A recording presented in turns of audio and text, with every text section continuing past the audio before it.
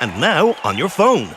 T's and C's apply. Please gamble responsibly. See dunlewy.net.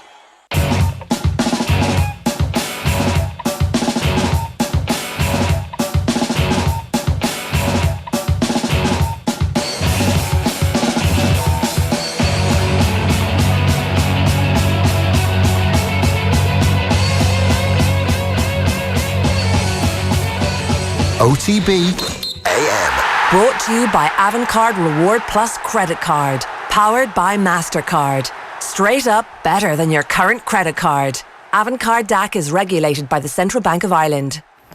It's 7:30 on this Tuesday morning and you're very welcome along to OTB AM. And I think it's fair to say that one of the stories of the week is about a returning Dub, a legend of the city back in action. And I can confirm the story is true. Stephen Doyle is back with us in the OTB AM studio. How are you? I'm honoured, Owen. Thank you very much. I couldn't get over to America last week, so I said I'd hang around with you guys. We had a couple of dealings with the embassy, obviously unconnected to any other story, to ensure that Stephen Doyle could be with us this morning.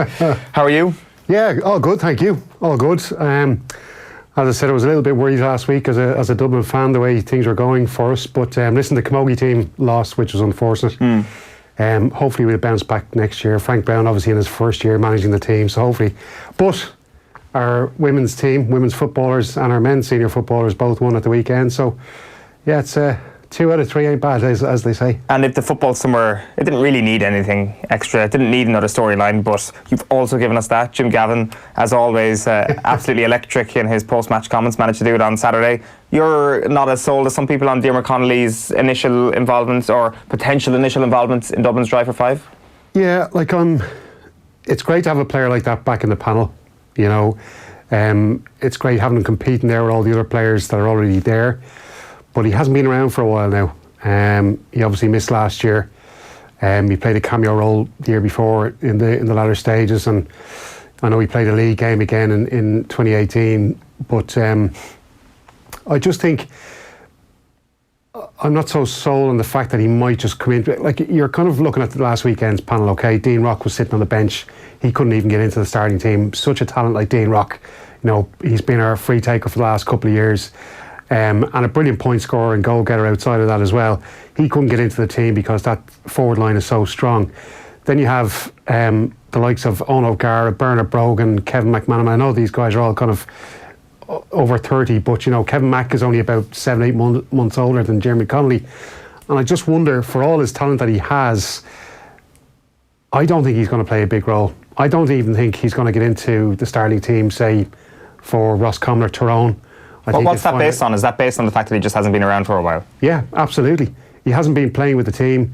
And part of me feels that maybe Jim Gavin is using this as a bit of a media deflection. That it's kind of, this stops people talking about the whole 5 in a row and whatever. It's another distraction, you know. Or it helps people talk about the 5 in a row in an even more extraordinary manner, that Diarmuid Connolly will finally get to be there on the pitch when it may or may not happen this September.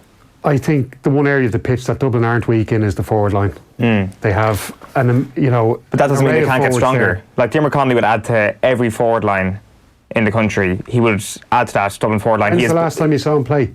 Well, to be fair, the league last year was the last time I've seen Diarmuid Connolly play. I haven't seen him play for since... So nobody can be sure whether he can add what he has added before. Okay, let's say he's coming back to 80-90% of what Diarmuid Connolly was at in the 2017 All-Ireland final.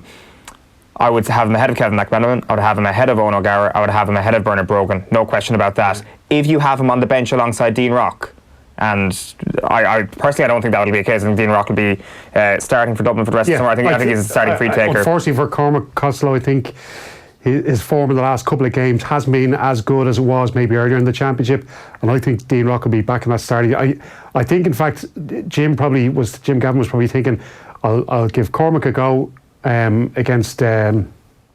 the weekend against Cork. We'll try Dino out against Roscommon, and then, you know, whoever has played the best out of those 2 matches, I think will get the starting place against Tyrone. That's the big game.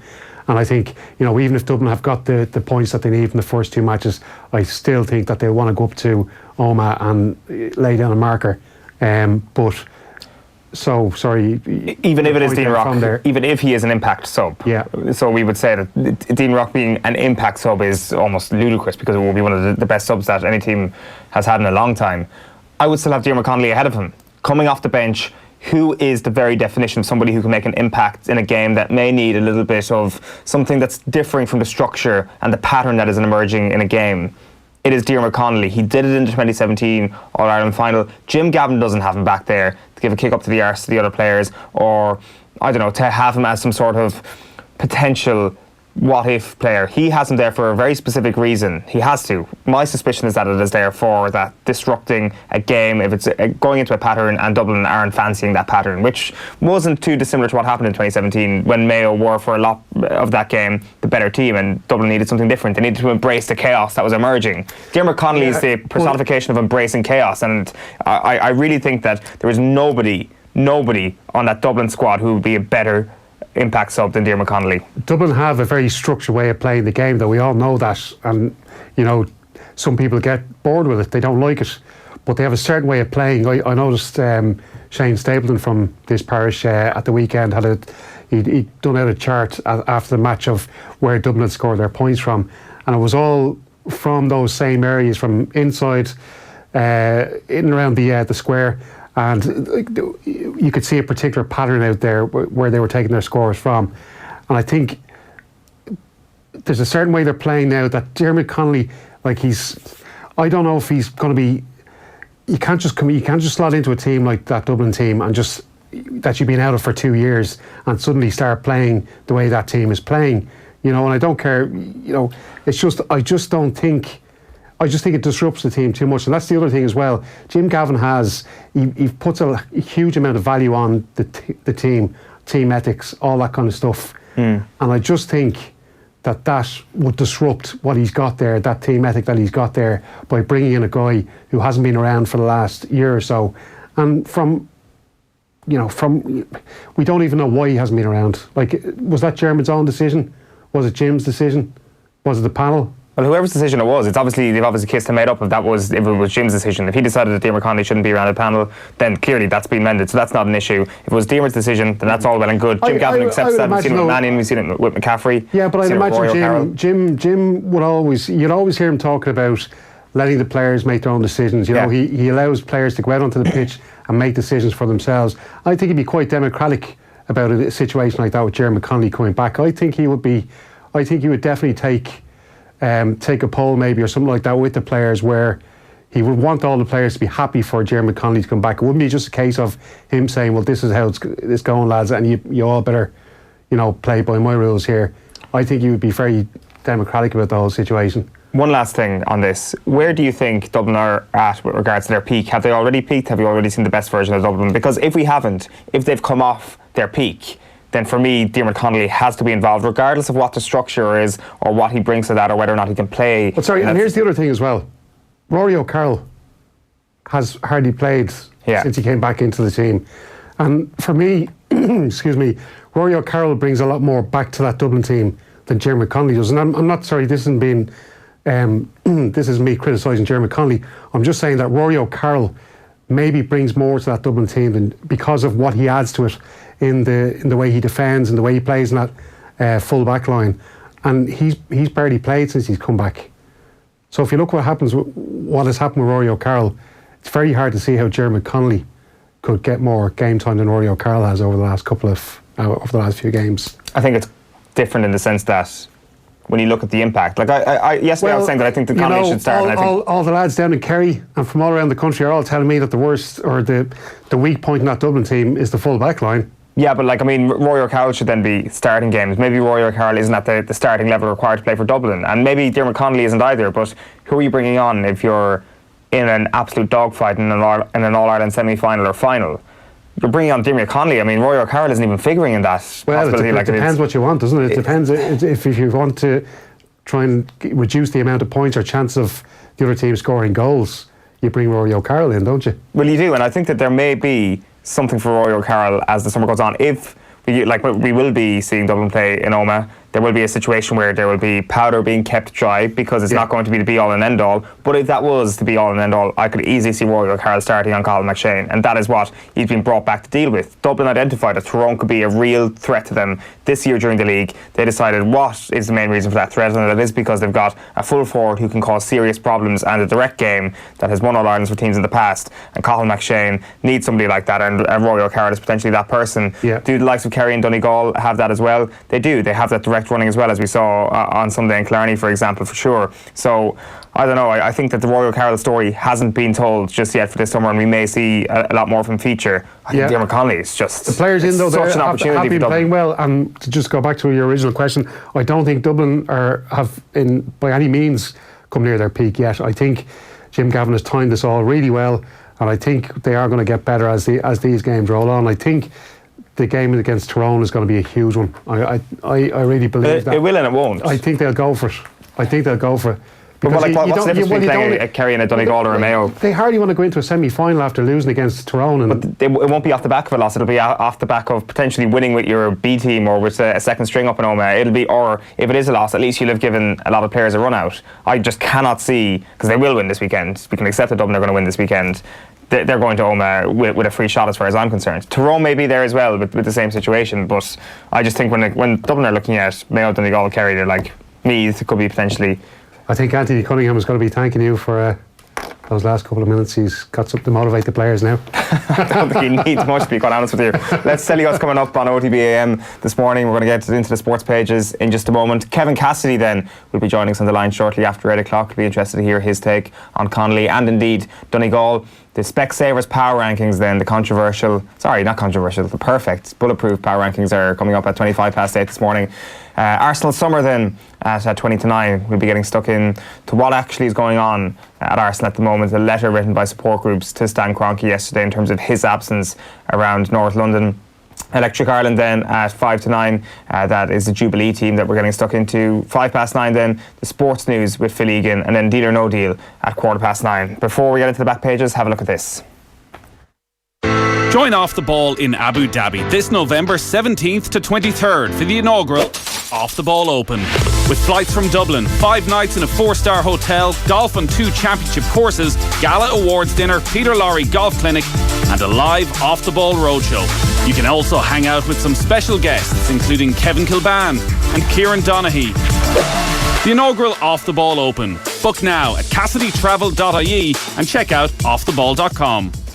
Going to start our roundup at the back pages this morning with the Irish Daily Mail. Golden Oldie is the headline here. Padraig aims to make history by winning Open. And diving is rearing its head, says Eddie. So this is Laois hurling manager Eddie Brennan voicing his concerns that simulation has crept into the game over the past couple of years. This is a story carried across all of the back pages this morning. It's an interesting one. It's about Aaron Dunphy's red card after an altercation with Pádraig Maher, who's been criticised for making the most of the incident. I think there's a little simulation creeping into hurling in the last couple of years, and it's worrying, Eddie Brennan said. At times, if a lad is on a yellow, you would test him, but at the end of the day, you don't want to see lads walking off the field unless it's drastically bad. Simulation is something that I hope doesn't come into hurling. I've seen a few episodes of it now, and that it has probably been levelled at Pádraig Maher from that game.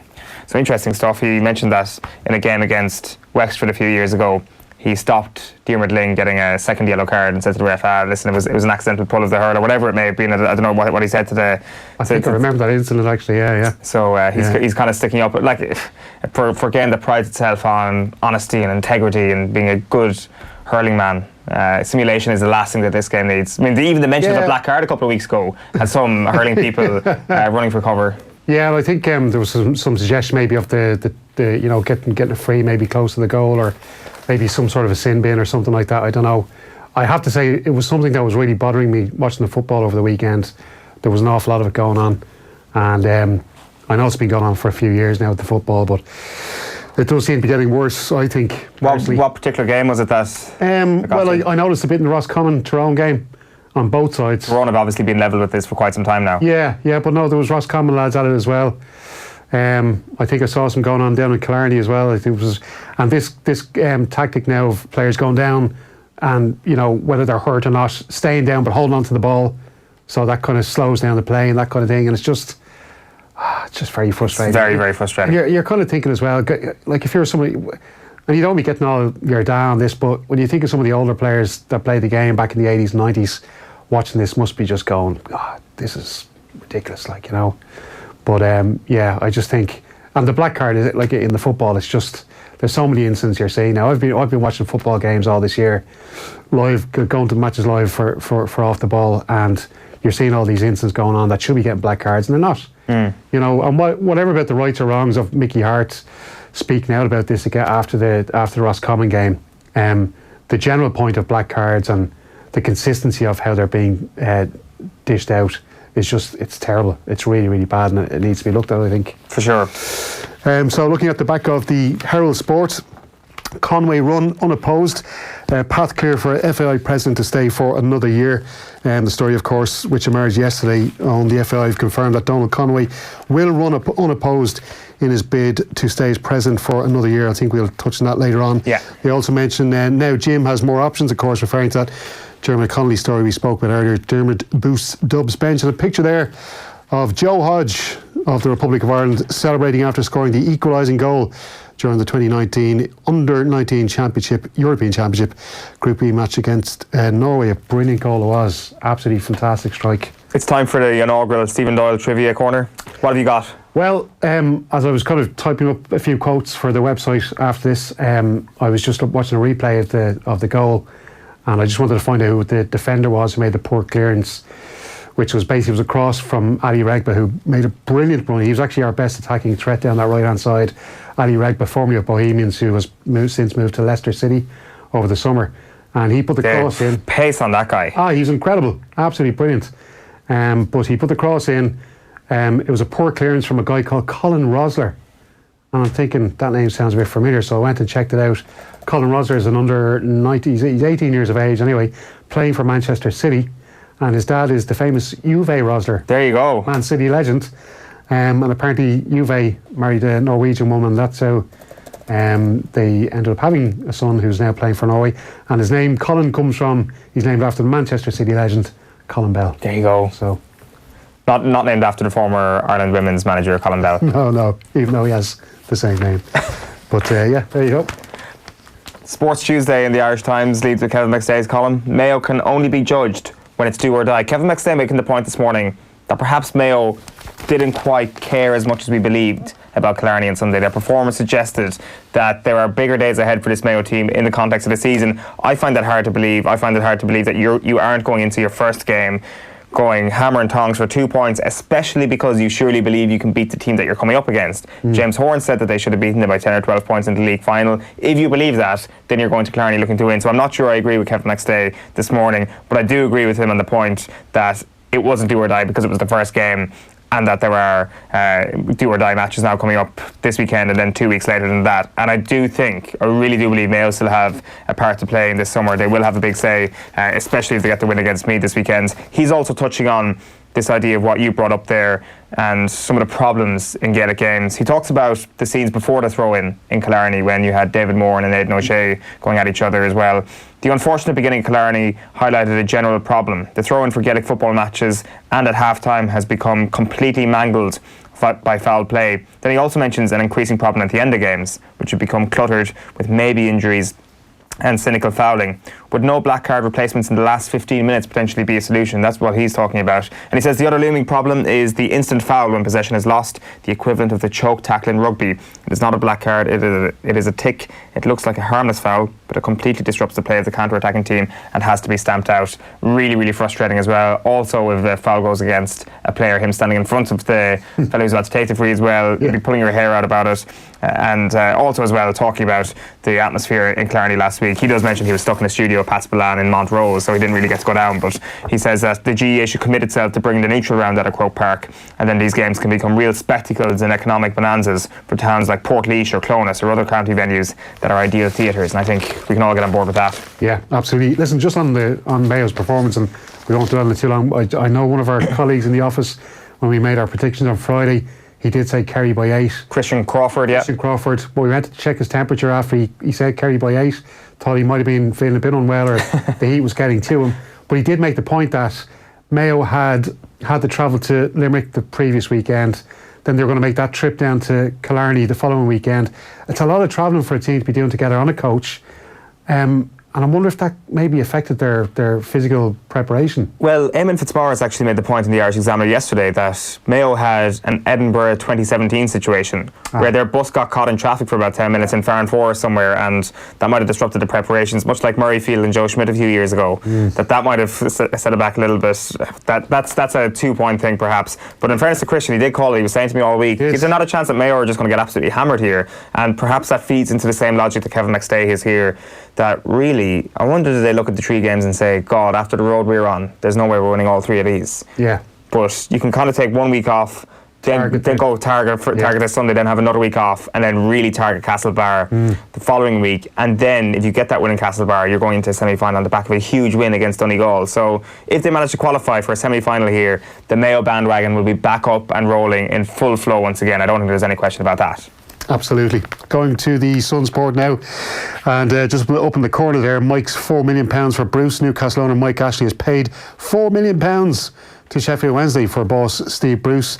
Then in the top right corner, Mark's a keeper. Travers signs new deal, which is great news for the Meath man. Mark Travers has signed a new long-term deal at Bournemouth. The stopper kept a clean sheet against Spurs on his May 4th debut, and the Ireland under-21 international said, I'm delighted to sign a new contract. Then we've got It's David De Steyer. From Neil Custis there. David De Gea is all set to ink a new 5-year deal with Manchester United worth $350,000 a week. It's an increase of 50 grand a week from the original offer. Now I did read somewhere he wanted to have better than what Alexis Sanchez is making. Yeah. Which I think he's on 350. Is he, Alexis Sanchez? It's £391,000 a week. Okay. But that balloons to around 500 grand a week because you got bonus clauses because... There you go, absolutely.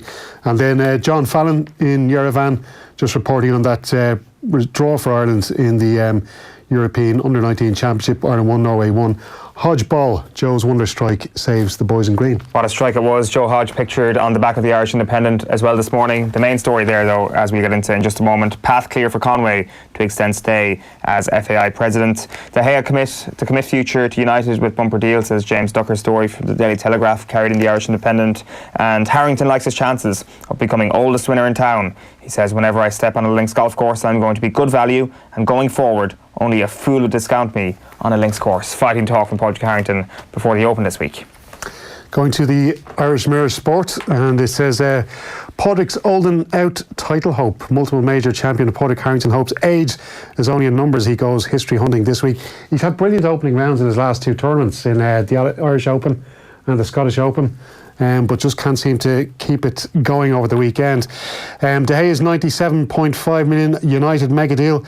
David De Gea is set to sign a new deal worth $97.5 million at Man U. They are quoting that the Alexis Sanchez, the top paid player who banks 500 grand a week. United were not prepared to stretch that far for De Gea, but a compromise of $375,000 a week under new terms is believed to have been reached.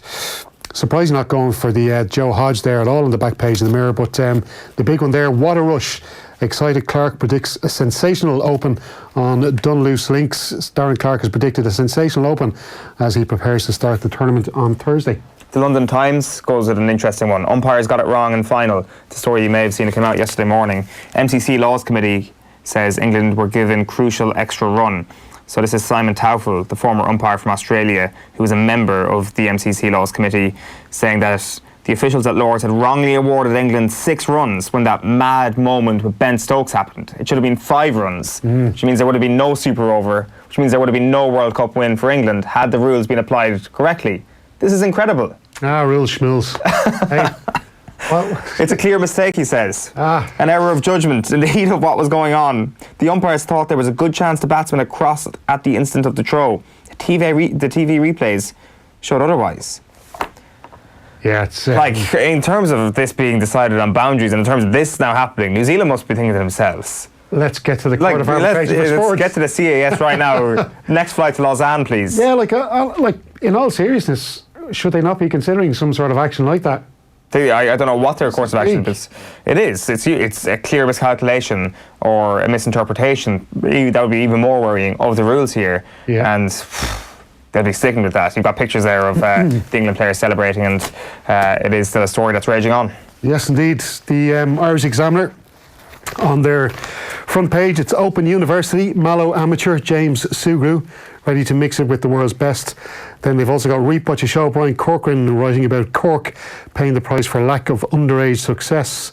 Mike Quirk, on his day, David Moran can be as good as the very best. He had a great match there on Sunday afternoon, of course, David Moran. And dream debut, Hero Hodge secures draw for the Republic of Ireland under-19 side.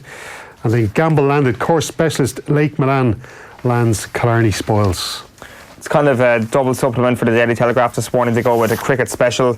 Now make it a double. England won Captain Morgan to stay and add 2020 glory to World Cup triumph. That leads the way on their cricket special. But in the lead on their main supplement is What's Troubling Tiger? Former Ryder Cup captain McGinley questions Masters champions' health and fitness. We're getting back to that story in just a moment. Moving then to the Irish Daily Star Sport. They've got a few stories here on the back page. The main one, Leave Eoin Alone. Ireland cricket hero John Mooney believes critics, I should say, on this side of the pond should lay off Eoin Morgan. Then the top right-hand corner, Conway in line to retain role. That's, of course, about the Donald Conway story again, returned as FAI president. Then of course, they do refer to the David De Gea story, set to sign a new deal with Manchester United. And Eddie's worried. Eddie Brennan worried that simulation is creeping into hurling, which you mentioned yourself on. The Racing Post on the front page leads with Fahy confident Ventura can be super sprint ace, and on the back page they go with England eye more glory in the Ashes. And then moving on to the Guardian Sports on their big splash on the back page there, picture of the World Cup winning cricket team. Our diversity is a strength. Team Harmony helped us win the World Cup. That's a column by Moeen Ali, the English cricketer and one of their World Cup heroes. In the top left there, on the charge, England power past Jamaica to close in on the semi-finals. That's of course referring to the Netball World Cup, which is taking place in Liverpool as far as I can remember, I think, this year. And of course the English team managed by, or coached by, Tracy Neville, yeah. The Stayer, United keeper, tells club to show him the money. Right, let's get into this story here. There's two we want to touch on today. We want to touch on a couple of the Open stories because there was a lot of press done yesterday, but we want to start with Dan MacDonald's story in the back of the Irish Independent, which I've got in front of me. It's covered across all the papers really this morning, and it is about Donald Conway to run unopposed to become FAI president for another year.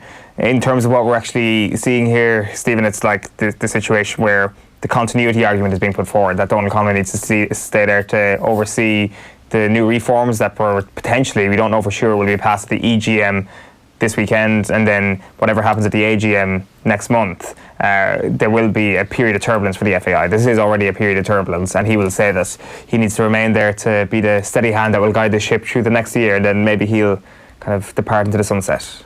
That's being very kind to Donald Conway and being very kind to the image of the FAI. I do accept that. Yeah, and look, it's all about optics, isn't it, here? And Irish football supporters they're angry. They're not happy with the way things have gone on. The whole John Delaney controversy, really, I suppose, it was almost like we lanced a boil of some sort. But I think Irish football supporters won't be happy until it looks like there's been a proper clear out. And we were told that there was going to be a clear out. So I was just looking back on quotes here from Shane Ross back in April. And it says here, meanwhile, FAI President Donald Conway has said in a letter to Minister Shane Ross that the entire FAI board will step down. The FAI wrote to Mr Ross this morning to say they would be taking decisive action.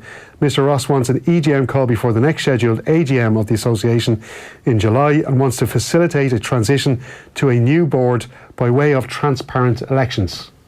He then goes on to say, Minister Ross says, the existing board will step down to allow for a new board to be constituted in the best interests of football.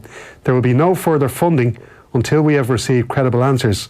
I'll be closely monitoring developments on corporate governance and the conditions that no new capital payments will be made by my department to the FAI until I'm satisfied with the new measures. Now, I think that would, that's going back to April. To me, that would say that the funding from the Department of Sport will not be forthcoming if this Donald Conway presidency is ratified. So what's going on here? I was reading back on other stuff I don't think people were happy about his conduct really during the Oireachtas committee? No, I don't think so. I don't think they were happy at all. It was extremely closed off. It wasn't forthcoming at all. The whole process of that Oireachtas committee was to get answers, and his policy was to not give answers. Yeah. That was certainly he's part of this image that the FAI is closed off, that there is not enough transparency in the organisation, and this appointment for another year would certainly enhance that reputation. Now, like, kind of being devil's advocate in my own mind here, I was thinking to myself, is there a difference here between the image of the FAI and what actually is going on in the FAI? In terms of Donald Conway, the image isn't great because of what we saw on the Oireachtas committee that day, but is what he's doing behind the scenes actually good, and is it actually allowing us to be a little bit unfair on him by actually kind of judging everything on the image? Potentially, but maybe the image is the thing here. Maybe the whole image that we're all seeing is actually the image that Irish football fans and kind of the people on the outside of the FAI who are still members of the FAI are actually looking at and thinking to themselves, well, what the hell is going on here? What has actually changed in the FAI? When are we actually going to see an overhaul of the structure? Because the disaster that has been 2019 for the FAI needs an overhaul. It needs a completely new structure, and that is what we're going to get if things are voted through this week. But can a new structure actually be effective if you've got the same people running it? That is the question here. Look, the FAI, as we all know, is in debt to the tune of millions and millions of euros. And who got us there? You know, Donald Conway's been around in the FAI for the last 14 years. He was part of the board that oversaw this incredible amount of debt being hung around the neck of Irish football. And to think then that we're going to allow him hang around for another year like this is just, I think it beggars belief, you know. And the other thing as well was, like, they brought Noel Mooney in as the new head of the FAI. Now, we don't know whether it's temporarily or how long he's going to be around, but I was even reading back on his when he came in, and at the time the FAI said to Shane Ross, the sports minister, that UEFA president Cheffrin, isn't it, I think his name is, that it was his idea to put Noel Mooney in charge of the FAI. They said that to Noel Ross. They directly said it to him, or to Shane Ross, I should say. Shane Ross then contacted the UEFA president, and he told him no. He said, no, I didn't. He said the FAI chose Noel Mooney. As we all know, now I don't know, like, Noel Mooney turned up at the last couple of AGMs to give keynote speeches. He stood there and praised John Delaney. We all know he worked for the FAI under John Delaney. He gave an interview at the weekend, or sorry, yesterday I think it was, to Tony O'Donoghue, the RTE football correspondent, and he was talking about these new governance review that's been going on, and he said, we've got to push these measures through. You know, we have to push these through really quick. And Tony's like, well, you know, we haven't even got the accounts for last year. Like, we can't have an AGM without the accounts. Why haven't we got the accounts? And he was giving them all these kind of very sketchy kind of answers, and there's no transparency. Where is the transparency? That's what we need.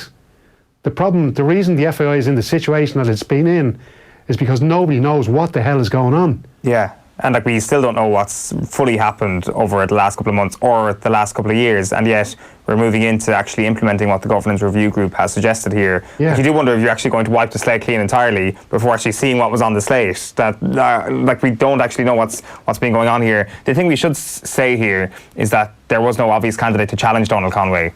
So, as far as we're concerned, Donald Conway could easily be saying to himself, well, I want to get out of here, I actually agree with this, and nobody's come to challenge him. We should give him that fairness there, because ultimately, though, the reason why we don't know is that there hasn't been much transparency. We don't know what's exactly going on inside the corridors of power there in the FAI. But the idea that we... There were two other... who were the two names? Sorry, the election for the vice president has incumbent Noel Fitzroy. He's been challenged by Jerry McEnany and Paul Cook. Now, I'm kind of wondering, if they were willing to go for vice president, would they not go for the president's job? Well, that's a good point. Now, we do know as well that they are also, they would be seen to be against John Delaney, those two men. Now, so I don't understand. Again, there's just not enough transparency here. You know, it just seems we kind of be stumbling from one problem to the next. And Shane Ross it was John Tracy, the Sports Ireland chief exec, who actually suggested that Sarah Keane go in there, and because she sorted out Swim Ireland when they had all those problems with the abuse back in the 2000s. Then she went in after the ticketing scandal with the Olympic Council of Ireland, which has now been rebranded to the Olympic Federation of Ireland since. She sorted that all out. Could we have not even have got her in for a couple of months temporarily? Somebody who was not connected to the FAI and the problems that have gone on in the past.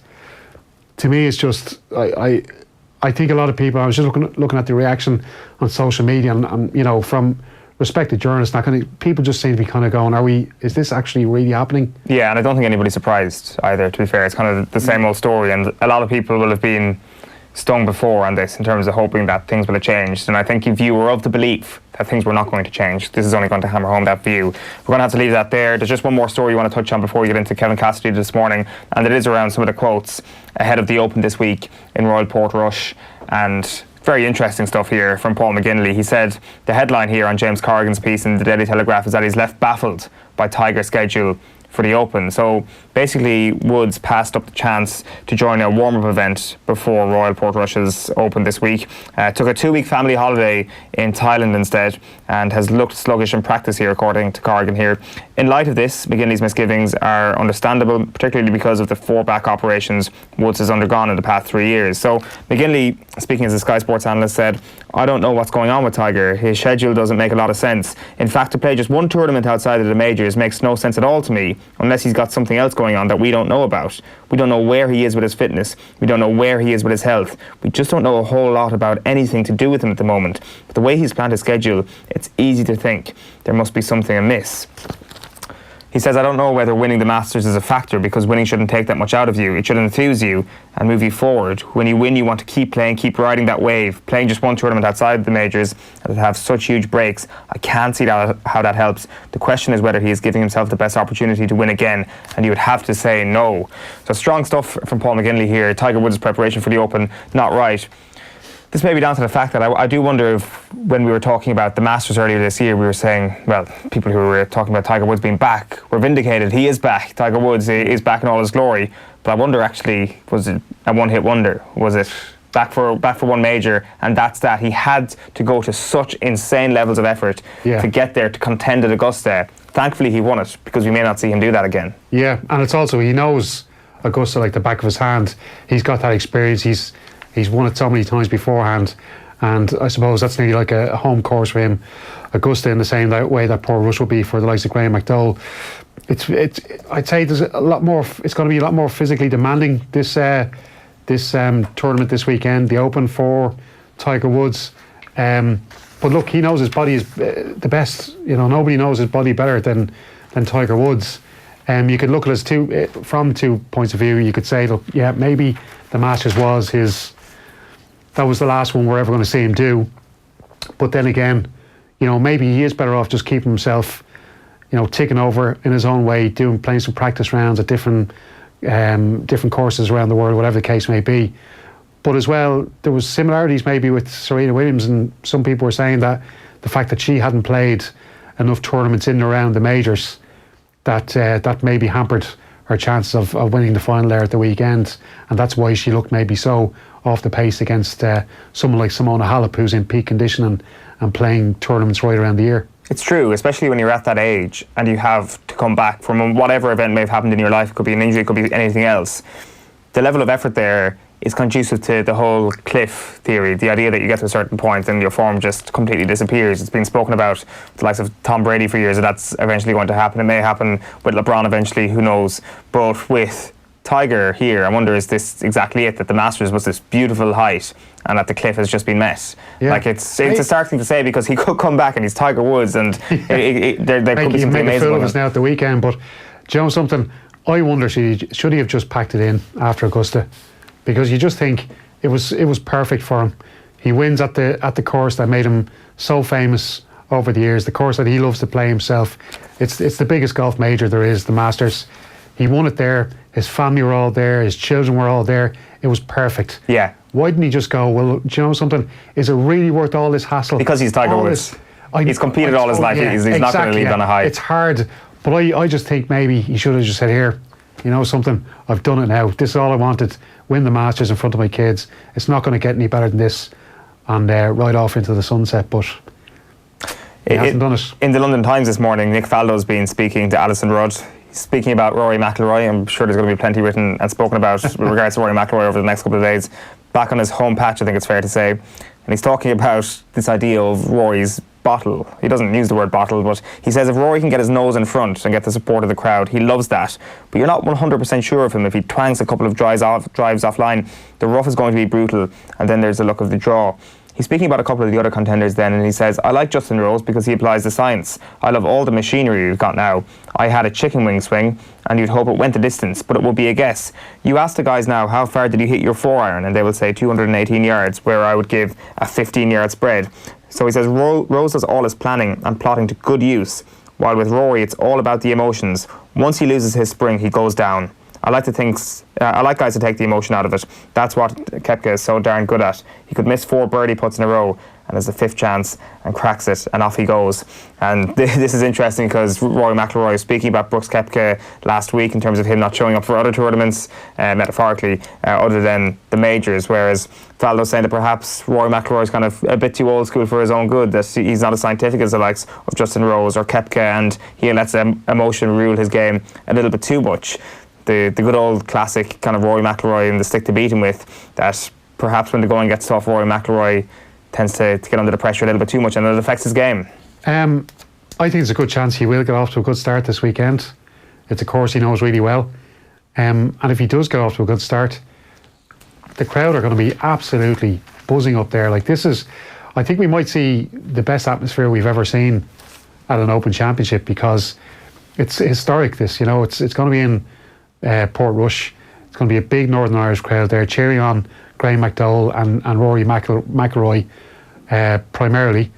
And I think McIlroy, because he knows the course so well, there's a very good chance he will get off to a good start.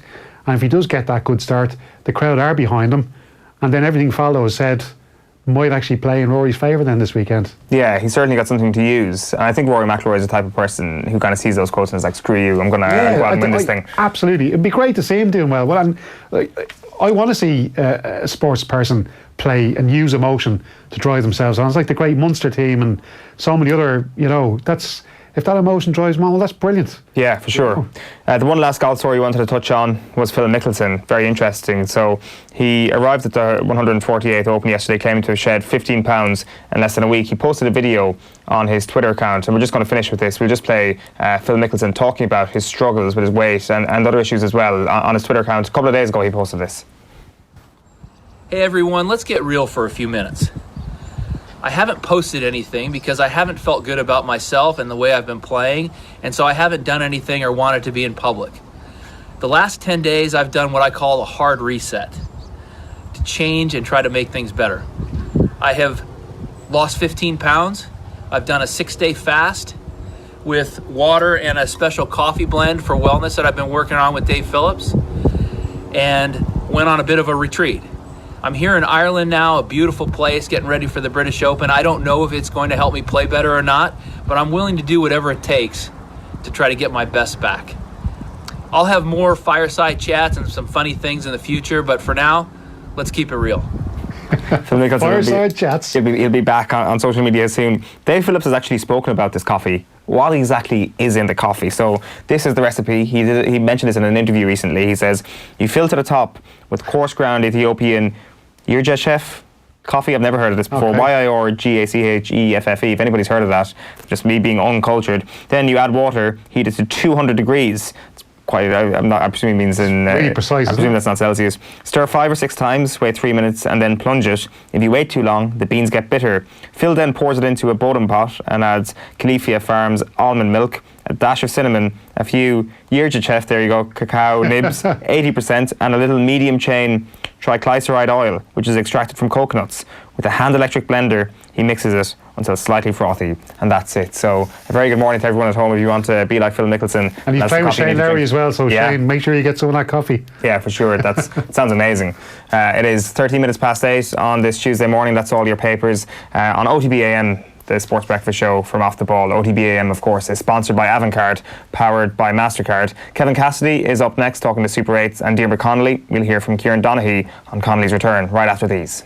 Let's face it, the Irish summer has serious commitment issues. It's always late, disappears for weeks at a time and consistently breaks its promises. But not us. At Electric Ireland, we're committed to giving you an 8.5% saving on your gas and electricity year after year after year after year. Visit electricireland.ie/join for the kind of commitment you deserve. Estimated annual bill €1,736. Average consumption, urban 24-hour, discounted unit rate, standing charge, PSO levy and carbon tax. Residential, dual fuel, direct debit and online billing. Terms and conditions apply. See electricireland.ie/EAB. Rates at 1st of April 2019, subject to change. He's been a major part of why Dublin are where they are today. He's been there for 3 of those All-Irelands and the one in 2011. And if he wants to play for Dublin and Jim wants him to play, happy days. Dublin are dead right. And Peter Canavan was talking to me the last day about they brought Stephen O'Neill in 3 weeks before the All-Ireland final against us in 2008. Why did they bring him in? Because I felt Mickey Hart probably felt they needed Stephen O'Neill. And you know what? He was right, because Stephen O'Neill was nearly the difference on the day. He played quite well in the day and he gave him big time oxygen. And, you know, he was catapulted in 3 weeks before an All-Ireland final against Kerry, who were going for 3 in a row that year. So, you know, Diarmuid Connolly's in great shape. He's as fit as a fiddle. You know, he's obviously a world, you know, an unbelievable GA player. So I've no problem with all of that. Just the timing of it and the fact that he was actually, as Milesy said, the fact that he was on a plane, wanted to go to New York, didn't go. And now it's kind of like, oh, well, I couldn't go to New York, so I'll go back to Dublin. I just don't know what's happened. I'd love to know what's happened. And maybe if one of them write a decent book in maybe 5 or 6 years, we'll all find out. But just the fact that where this has come from and why now, it would be the question I'd have, you know. But like, you know, for Dublin, it's just another feather in their bow. Like I think, you know, conceivably Jim knows they'll probably win the All-Ireland without Diarmuid Connolly. So the timing of it, why now? Why wasn't this sorted out back before last year? Why wasn't it started at the start of the league? Why wasn't it sorted out at the end of the league? But at the end of the day, you know, it's like they've signed a free agent and they've got LeBron James and they're a step away from a championship. It's gold for the Dubs on the hill. They'll be absolutely delighted. Yeah. Connolly's a darling of the hill, and you know, I don't see the players having much issue with it once they go and win the 5 in a row. I think everyone will be pretty happy. Diarmuid Connolly, the LeBron James of GAA? Yeah, absolutely. Yeah, I would say that's a pretty fair comparison. It is an interesting one, the way he talked about that flight to America, and he'd love to know what happened. Did it even happen? Was there even a flight to America?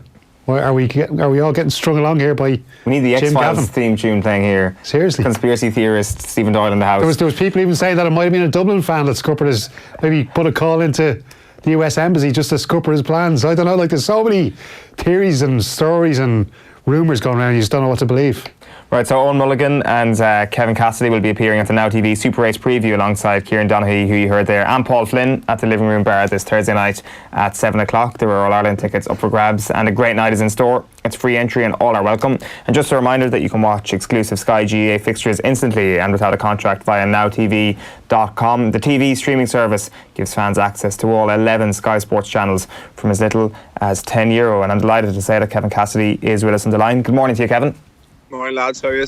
All good. So, Diarmuid Connolly back in the mix for Dublin. Your initial thought of this, I think, on Twitter was hugely positive, that he can really add something to Dublin in their drive for 5.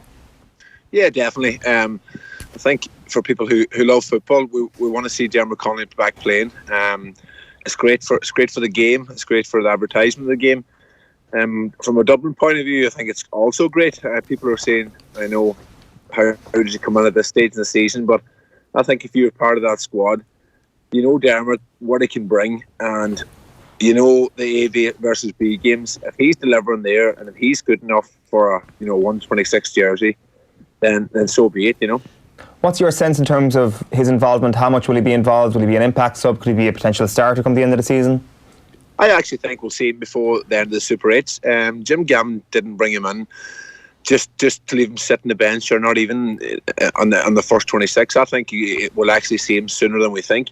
And he could have been actually training with Dublin a lot sooner than we've heard. We only heard it this weekend. But again, that's testament to the kind of setup that Dublin have. A player like Connolly, the profile he has, he's been back in training with Dublin and nobody's heard anything until Jim released it. So, that's the kind of the mentality those guys have. And if there was any disgruntlement or anybody unhappy he was back, we would have heard something, you know. When he's away from the panel like that, when you're away from an inter-county setup like that, I presume the hunger and the appetite to compete again is at an all-time high. Yeah, definitely. He's had a good break. Let's not forget, you know, he's coming back fresh. There's a lot of guys there who've been there in the last 5 or 6 years. A lot of mileage in the clock, a lot of training. Dermot would have kept himself in good shape. He's still playing with the club. You know, you never lose that desire to show what you can do. And I think more than anything, if he gets his chance, he'll prove people wrong.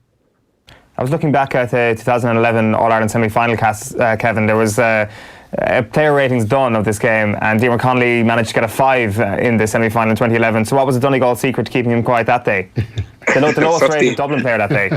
15 defenders maybe helped, but yeah, I suppose he was maybe just starting to come on the scene at that stage, if we're just being honest. You know, he was finding his feet at that level, and the levels he took things to after that were just extraordinary. And like I say, you know, if anybody going to Croke Park or anybody sitting at home watching these games, you want to see Diarmuid Connolly play football, because, you know, he's one of the very best that's ever played the game, in my opinion. So it's great to see him back.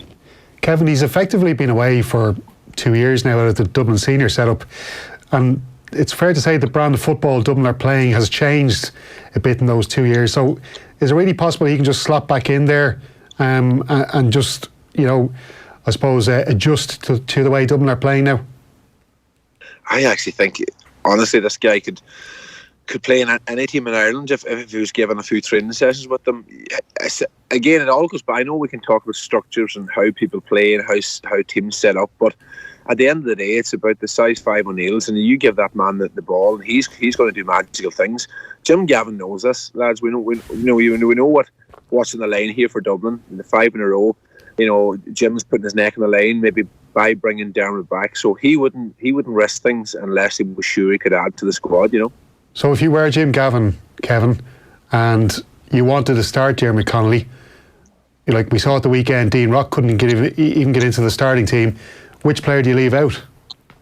That's a difficult one, but I actually believe that Dermot's been back a lot longer than we've been led to believe. You know, I think you may not see him this weekend because it's a bit early after just announcing he's back in the panel. But I think you'll see game time in the last Super 8 game.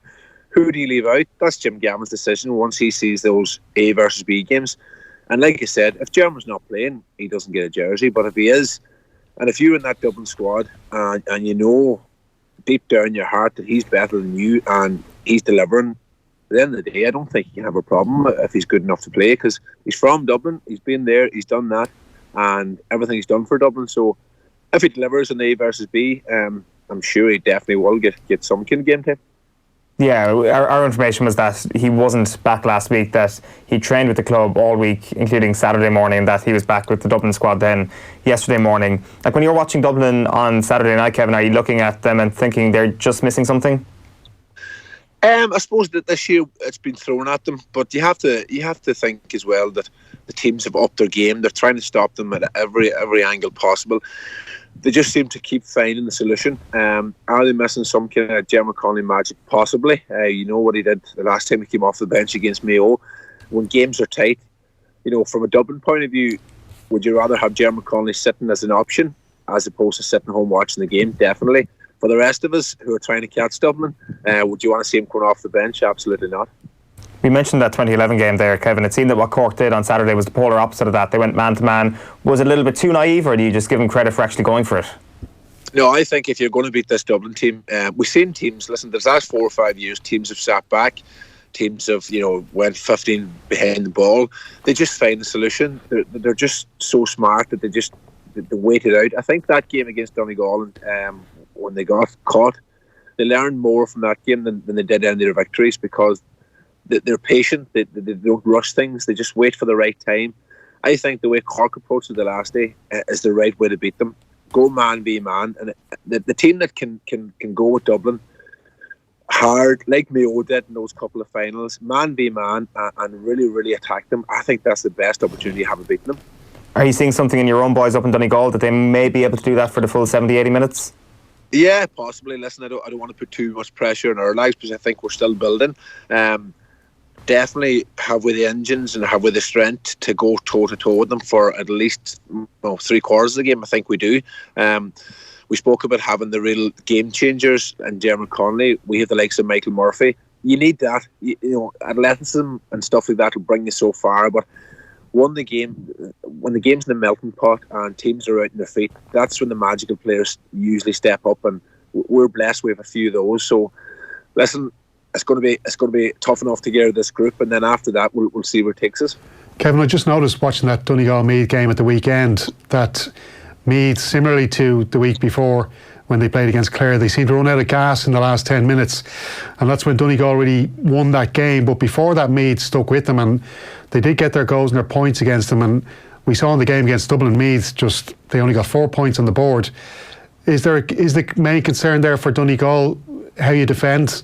Is that going to be an issue coming up against the likes of Meath and Kerry? Possibly. I know. Listen, Declan Bonner has his own style of play, and I applaud him for that because it's good. It's a good brand of football to watch. Are we a wee bit open at the back? Possibly, but I think we score heavily on the other side. So every game's different. I know we can speak about and say like how did Meath do against Dublin and how did they do against Donegal and compare and contrast. But you know, every team approaches every team different. If you know what I mean. Like when we go to face Kerry at the weekend, we'll be set up completely different than we were against Meath. We'll have key players that we need to take out of the game, like we did against Meath. So every game we'll have to take one game at a time. But I think that our scoring threat is up there with the best in Ireland. So if we can tighten the defence, we'll not be far away. Where exactly are those weaknesses in the defence? Because Anthony Moyles was on with us on the show yesterday morning. He said that the 3 and the 6 positions are weak. Possibly so. I know that, listen, our lads came from a system where we had loads of protection, and maybe your man marking skills might have dropped a little along those lines. So obviously there's more space in the full back line and possibly the centre half back. But the way we play and the lads have the legs to get back and to help out there, it shouldn't be that much of an issue. This weekend will test us. There's no doubt about that. Kerry are extremely talented forward line. So we'll see where we are after this weekend. I don't think we can read too much into the Meath game. It's in Ballyfay. We're very hard to beat there. Meath are up and coming, yes, but they're definitely not at the level of Kerry. So I think after this weekend, we'll see definitely. If there are any weaknesses, Kerry will definitely exploit them.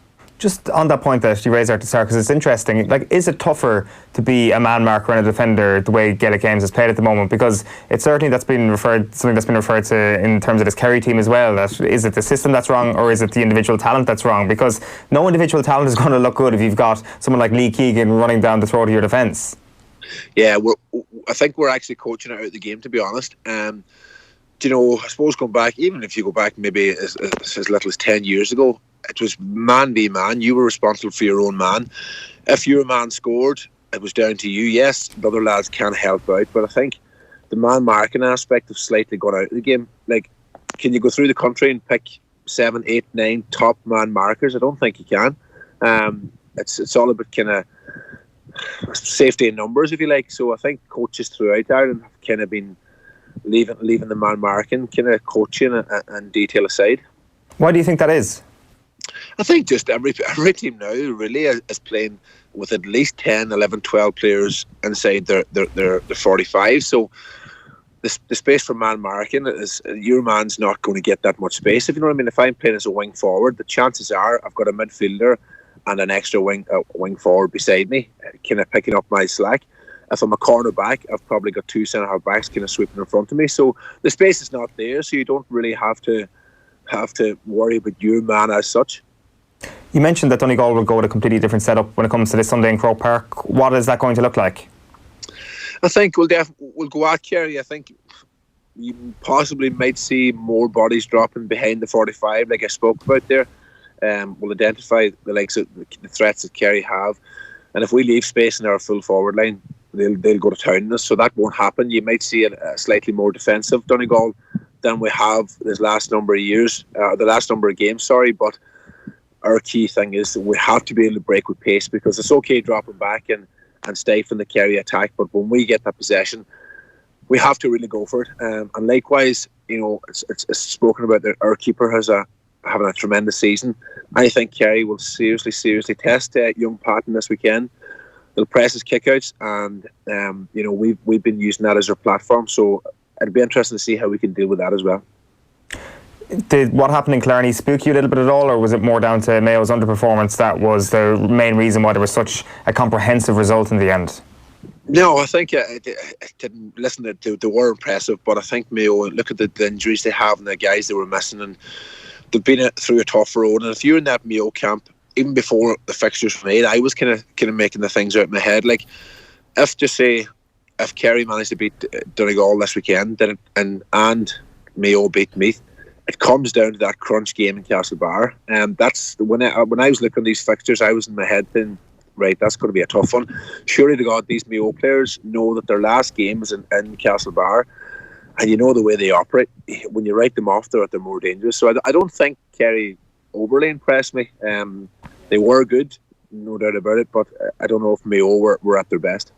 When you said it didn't impress you, was it just because there was a lack of a challenge at times, that the defenders were made to look good, or was there something even about the attacking play that perhaps even looked better than the area that they're really at the moment? No, their attacking play was good. Okay. I thought it was very good, but it's just I don't think Mayo were at the levels that we've expected and become used to watching this last number of years. Obviously, they've had a hard few weeks, and I don't think the intensity levels they brought to the game. Kerry set the tone from the off, and they dominated around midfield. And Mayo were a little wayward. I think it was something like 11 wayward pass in the first half or something. So we're not used to seeing that from Mayo. So we'll see this weekend, because Donegal won't be like that.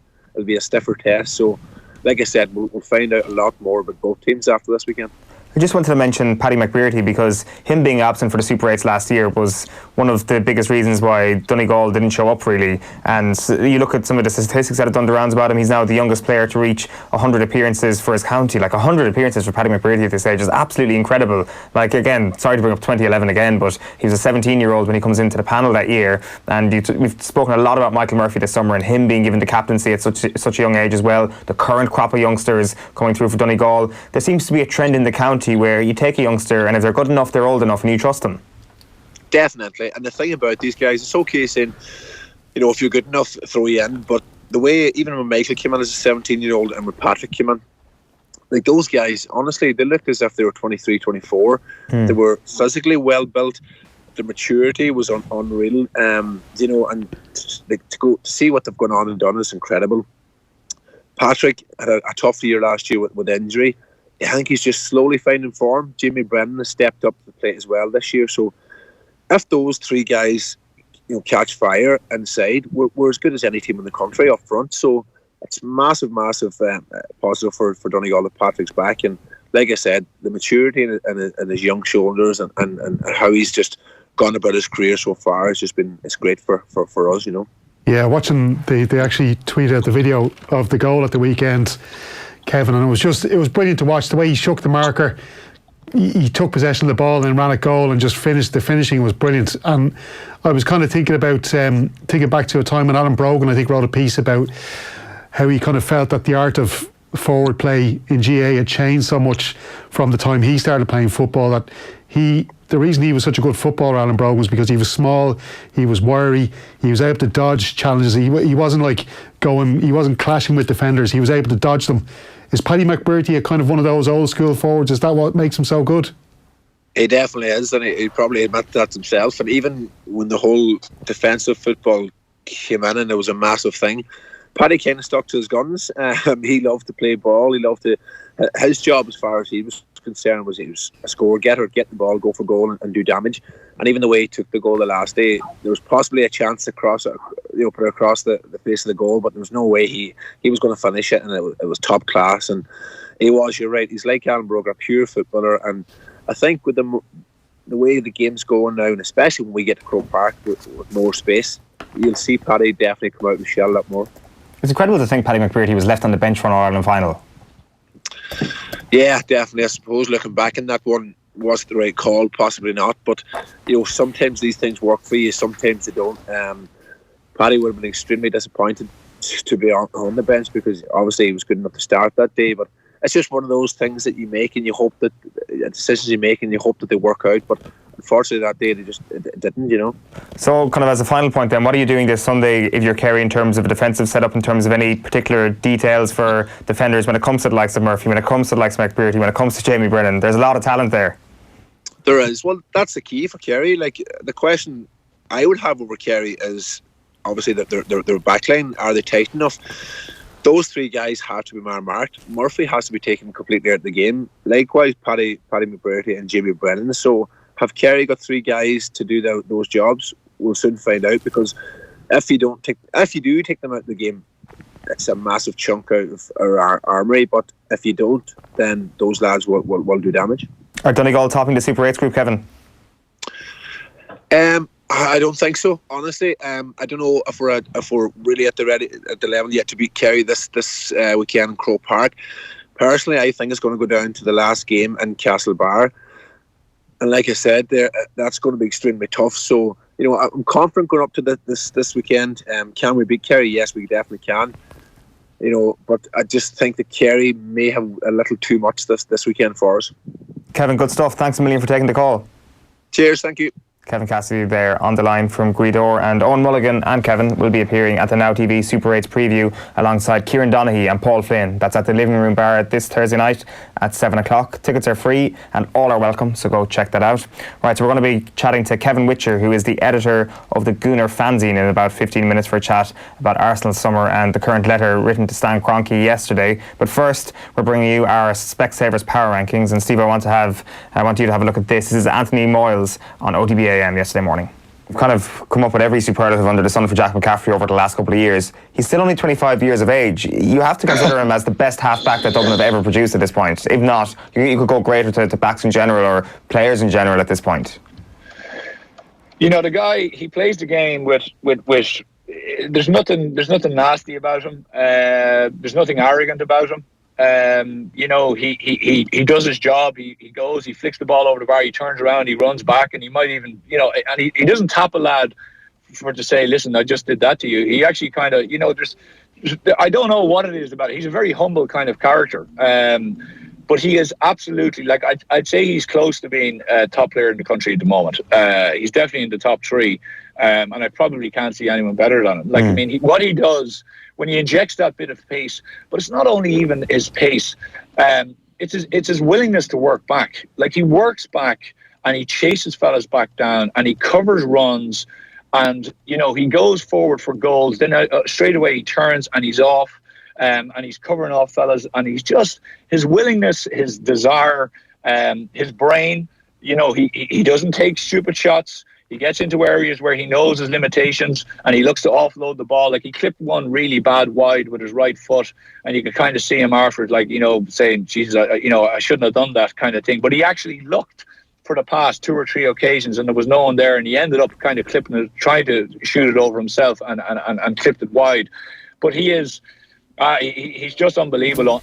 Anthony Moyles speaking on yesterday's OTBAM. You can watch back the full piece on youtube.com/off the ball. And we are sticking with Gaelic games now because it is time for the Specsavers Power Rankings on OTBAM. Specsavers is the official Hawkeye partner of the GEA. Of course, I didn't give it its full title. It is the most factually correct, the most flawless power rankings you'll ever see in world sport. Tommy Rooney is here to join us this week because Ger Gilroy is not here. So it's up to you to come up with stupid arguments against these perfect rankings. I'm really worried. You're in as well, Steve. I'm just concerned because all I know is that every time these go out on social media, there's just an absolute torrent of support, abuse, support, and hatred aimed at, you know. And I'm just worried. I don't want my social media credibility to take a hit here this morning. Can I ask you a question? Right on the bandwagon of correctness here. Have you ever got a message of support about these power rankings? Of course I have.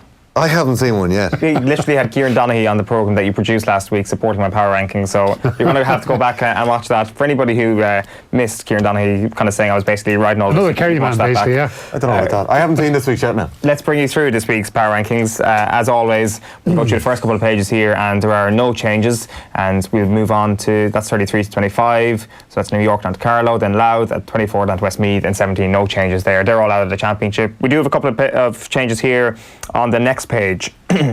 So we're going to keep Meath at number 11, a non-mover. Armagh dropping down to 10th, and Cork up to 9th. These were kind of non-clear-cut decisions, clearly, because Meath and Cork obviously both losing at the weekend. It's hard to move any team up on the basis of them losing. But I just think that Cork's performance, granted for only 15 minutes against Dublin, was worth a rise. For how many minutes? For 50 minutes against Dublin. And what about Meath's performance against Donegal when they were a point up after 53 minutes? It was an excellent performance for Meath. Did you watch it? It was a very, very good performance. I did watch it, actually, yeah. I just thought that Meath's performance against Dublin in the Leinster final is still holding them back. It'll take more than one performance for me to completely change what I saw that day in Croke Park. Unfortunately, the 4 points scored against Dublin that day, it's still a black mark against this Meath team. I just can't come to the point where I'm thinking to myself, they have the possibility of actually winning a Super 8s game. I don't think they will win a game in the Super 8s. The last 10 minutes of those two games at the weekend, okay, at Croke Park and up in Ballybuffet, the last 10 minutes, which team conceded the most points, goals? Well, Cork, obviously. Yeah. Cork got torn apart in the last 10 minutes. Absolutely destroyed. That's why they're not in the top 8. Okay, the Meath Donegal game was on before the Kerry Mayo game, so I have a feeling you weren't really watching that Donegal Meath game. I caught up on everything yesterday. You watched all yesterday. See the amount of chances that Meath missed for goals. Yeah. In the second half. They missed all those chances against Dublin as well in the Leinster final, and that is why they are where they are. Like, there's no question about Meath's defensive solidity.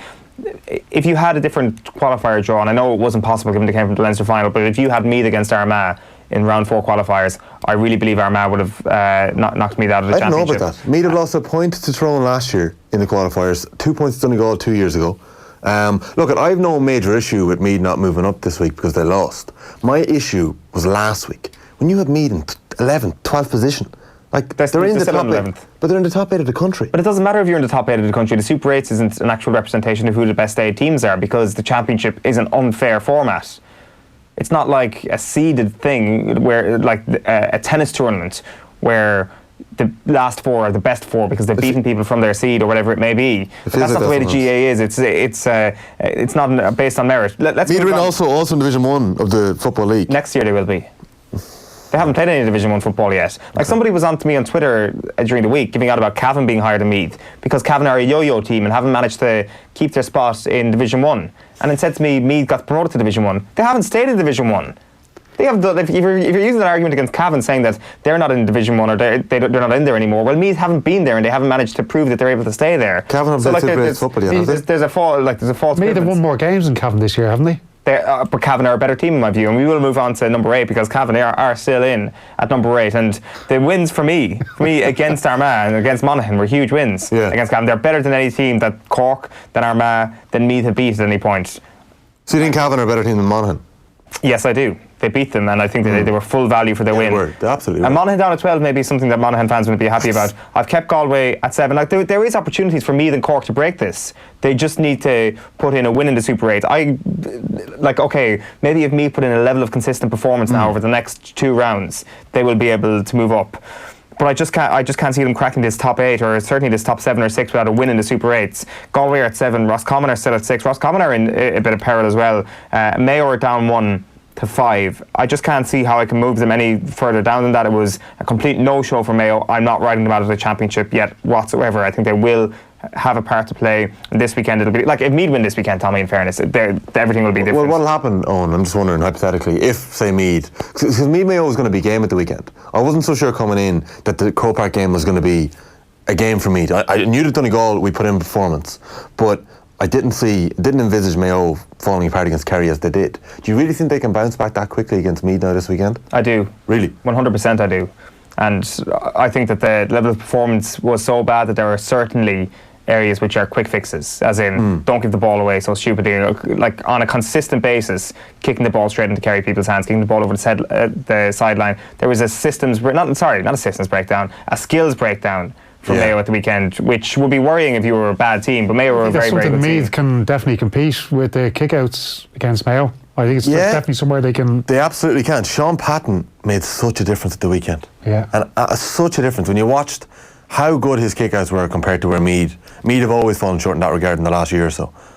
Tyrone are at number 4, they're down 1 place. Donegal are at number 3, they're down 1 place. This is because Kerry are moving up 3 points to number 2 and are currently the best team that aren't going to win Sam Maguire this year. Dublin holding on to number 1. How difficult was that for you to put Kerry into 2nd place? Not difficult at all. I've never tried to yarrow away Kerry's chances. I've always called it as I've seen it here this summer. You're basing this on, okay, who have Dublin beaten this year? Two of Dublin beaten this year. They beat Cork the weekend, they've beaten Meath, they've beaten Loudon, they've beaten Kildare. But they are going for 4 in a row. Kerry have just torn apart one of the favourites for the All-Ireland Championship. Are you just saying Dublin shouldn't be number one? I'm saying that Kerry are the hot favourites now to win the All-Ireland. I think Kerry should be number one at the power rankings. I'm just saying, hot favourites. We need to have you in every week in the power rankings. That's great news. Thank you for coming in, Stephen. In fairness, that was the performance of the summer. It was the performance of the summer, but the performance of the summer against, the team that have won 4 in a row and are destined to become the greatest team of all time. I'm quite happy for Dublin to go into the All-Ireland final as underdogs here against the mighty Kerry. Oh my God, it just doesn't work with a Dublin accent, the all-year thing. Does it? You're just not a cute hooer. You're not a cute hooer as much as you try to do it. And I appreciate you trying. I take it as a compliment. Flattery is the most sincere form. Imitation is the most sincere form of flattery, and thank you for trying to get on board the bandwagon, but it's not going to work. And Tommy, just to address your point, I've never tried to downplay Kerry's chances here. I've always said that when they were 4th or 5th, I thought they were the 4th or best team in the country. I was wrong. I put my hands up. I'll be the bigger man here and say I was wrong. Kerry are actually now the 2nd best team in the country. In fairness, that was an absolute yera having Kerry in 5th place. How? Going into that Mayo game. How? Who was above them? Mayo. Why? Because Mayo had killed them in the league final. But the league. But what? What did the league matter? It's the last game got of the up league. to Division 1 of the league, and that all you're basing Meath on is that a freak performance against Dublin when they kicked 4 points. And then Mayo built up a bit of a head of steam during the qualifiers. Kerry got exposed by a Cork team, which we thought weren't great at the time. Now things have flipped. Cork are actually much better than we thought. Kerry are obviously much better than we thought. Cork are a lot better than we thought, right? Going off the league form. But Cork were never going to beat Dublin at the weekend. They put in a great performance, but they were never going to beat Dublin. They still almost beat Kerry. So that's why Kerry weren't number 2.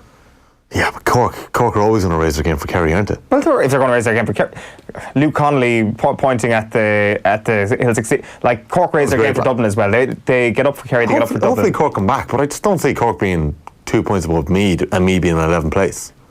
I don't know. We'll see. There is a huge opportunity. Winning a game of the Super 8s, even on the last day, it may not mean something to the general scheme of things, but it will mean something to their supporters because they will get to move up in the power rankings, and that's all that matters when it comes to the GAA Championship. Did you hear about the latest crack that's happening? Kerry are going to wear green and gold against Meath and Navan. Yeah? Dead What's right. that about? Dead right. Lunacy. Is the away team? Oh no, I'm taking it over, isn't it? Yeah, I have no idea why that happened. They must have flipped for it or something. It's revenge for 2001 having to make Kerry wear that horrible white jersey in Croke Park that day, on that dark day. That was a nice day. One last thing, Anthony Mulls, the clip he played in there, Jack McCaffrey, the best player in the country. Ooh. Jeez, at the moment, he has just been in an absolutely savage form. He's brilliant, yeah, and everything he said there was like, I've met Jack a couple of times, and he's just such a nice fella, and he's just really down to earth, and he's such a smart, intelligent guy. But if I was picking best player, you know something? It's hard to separate them, but I'd have the top 3 players in the country right now are Jack McCaffrey, Paddy McBrearty and David Clifford. Yeah, I'd have David Clifford as number 1 right now. Like, the way we talk about, say, Federer last year, Tiger in the Masters, it's like, appreciate this talent because, we've only got a couple of years left of this guy. With David Clifford, it's like, appreciate this talent now. We've got 15 years left. Hang on a minute. Listen. David Clifford's already in gold territory. Jack McCaffrey's been doing this for years. David Clifford's only, do you know what I mean? Oh no, but Steve, the level down the last shower here, Steve, the level of performance from David Clifford at the weekend, that sideline, I've watched it on repeat. It was a free from the sideline. It's unbelievable the way he strikes it. That pass in the Paul Ganey, it's such a tragedy that wasn't a goal. I heard Joe Malloy raving about it last night. It was such a nice pass. There isn't many footballers in the country who can do that. Can I say one thing about Jack McCaffrey? I've seen Dublin live twice this season, and most of the players have been in fairly pedestrian mode, going through the motions for most of the game before they pick teams off. Now, they were a lot better against Cork at the weekend, but in those games, McCaffrey was the one that stood out the most. He cannot play in pedestrian mode. He's flying so much when he's going down the pitch. He's so much quicker than everybody else. It's unbelievable. I would have Michael Murphy ahead of Paddy McBrearty in your top 3 there. I go, at the minute, I'd have McCaffrey, Clifford, Murphy. I see. You like the big brutes, Tommy. I'd have Clifford number 1, and then nobody else even matters. I like the little magicians, Tommy. I know you do. You like the brute force. But Murphy's got all the little magic as well. He does. To our power rankings. Good luck to me this weekend. Yeah. Good luck to you boys. Dublin, well. clearly from. I don't know what you're going to come up with next week. The idea that Dublin should be number 1 is actually the most ridiculous thing that's ever been said in our Specsavers power rankings, and that is saying something. This has been the Specsavers power rankings and OTBAM. Specsavers being the official Hawkeye partner of the GAA. We are talking Arsenal next here on OTBAM, but first, here's Luke Jensen. He was on Off the Ball last night talking about Novak Djokovic. when you're going to go up against Roger Federer, you can't get into a popularity contest. He's the most beautiful tennis player that's ever lived. He's the supermodel. He's the James Bond of our sport. He does everything extremely well. He's graceful. Novak has a different approach. He's the guy that's always irritable. It's tough to watch. A lot of people have a tough time watching him compete because he plays the same point the same way. He's not creative. It's just another style. Nadal, Djokovic, Federer, they play different styles to the highest level. It must be incredibly mentally draining playing against that Djokovic style. Yeah, because remember, in our sport, you can't run out the clock.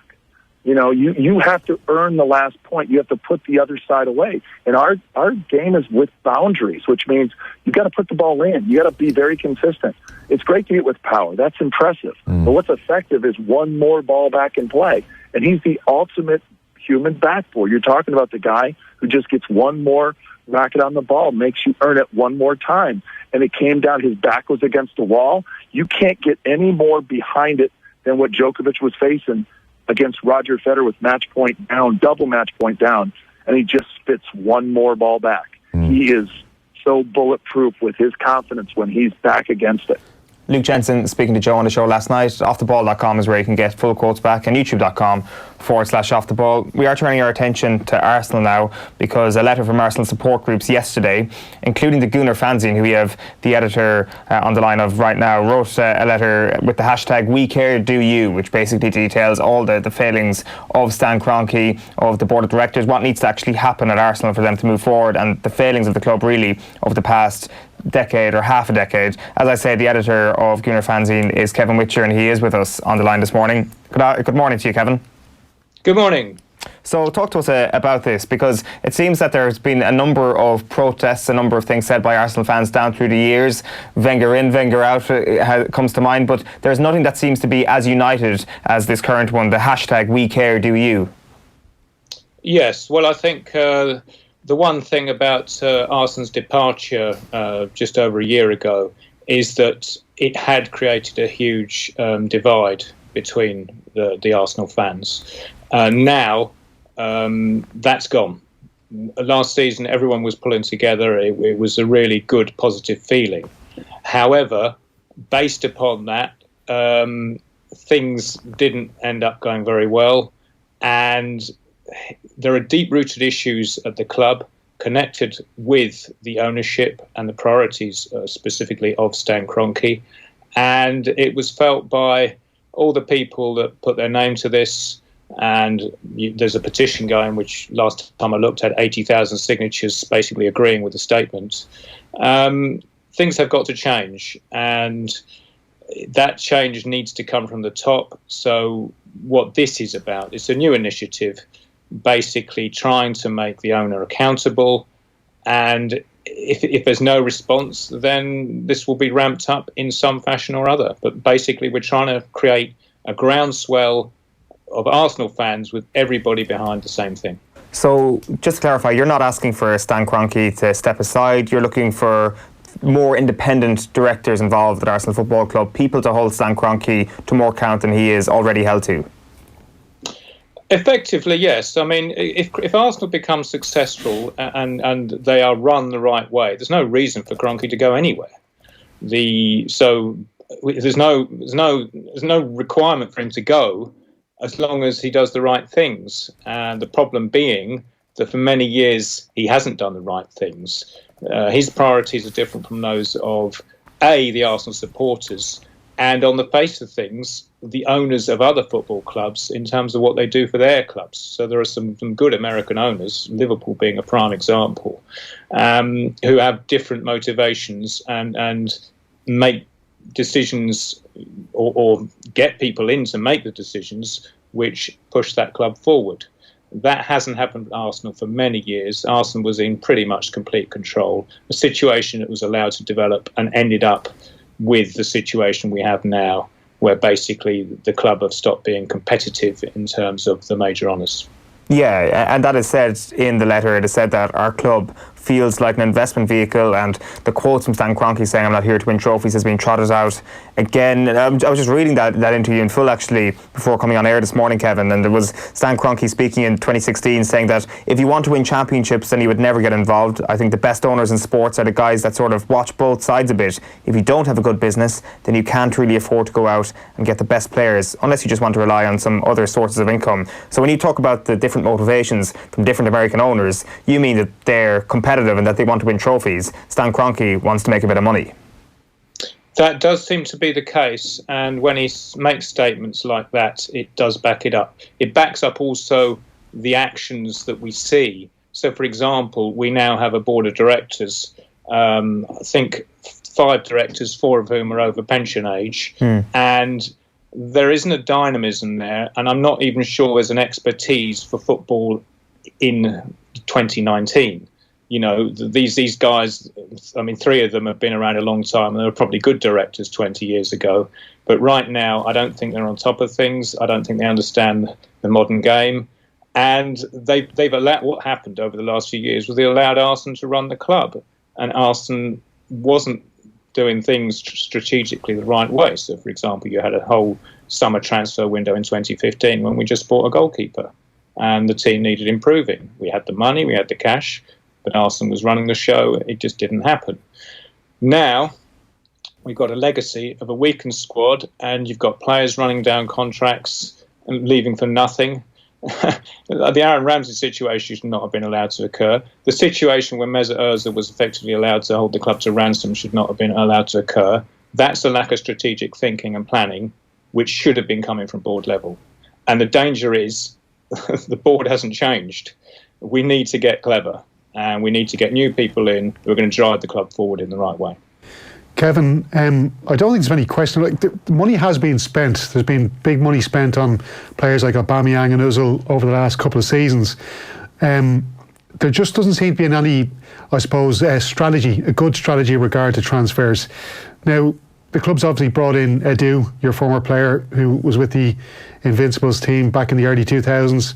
Freddie Ljungberg has been moved up into a position where it seems they're trying to, I suppose, improve the pathway from the academy, the Arsenal academy, into the senior team. So there does seem to be moves going on there. Are they the kind of moves that would satisfy the Arsenal supporters, or do you still think that there's a little bit of stumbling in the dark going on here? Well, emotionally, there's no issue that there's a connection between those people and the Arsenal fan base. And so for that reason alone, people are pleased they're involved because they get Arsenal in terms of what Arsenal should be about, in that they were part of Arsenal when it was successful and doing the right things. As far as being the right decisions, only time will tell. I mean, I see the wisdom in bringing Edu on because the way Arsenal are operating now, they don't have a lot of money, so they need to buy cheap, they need to buy clever.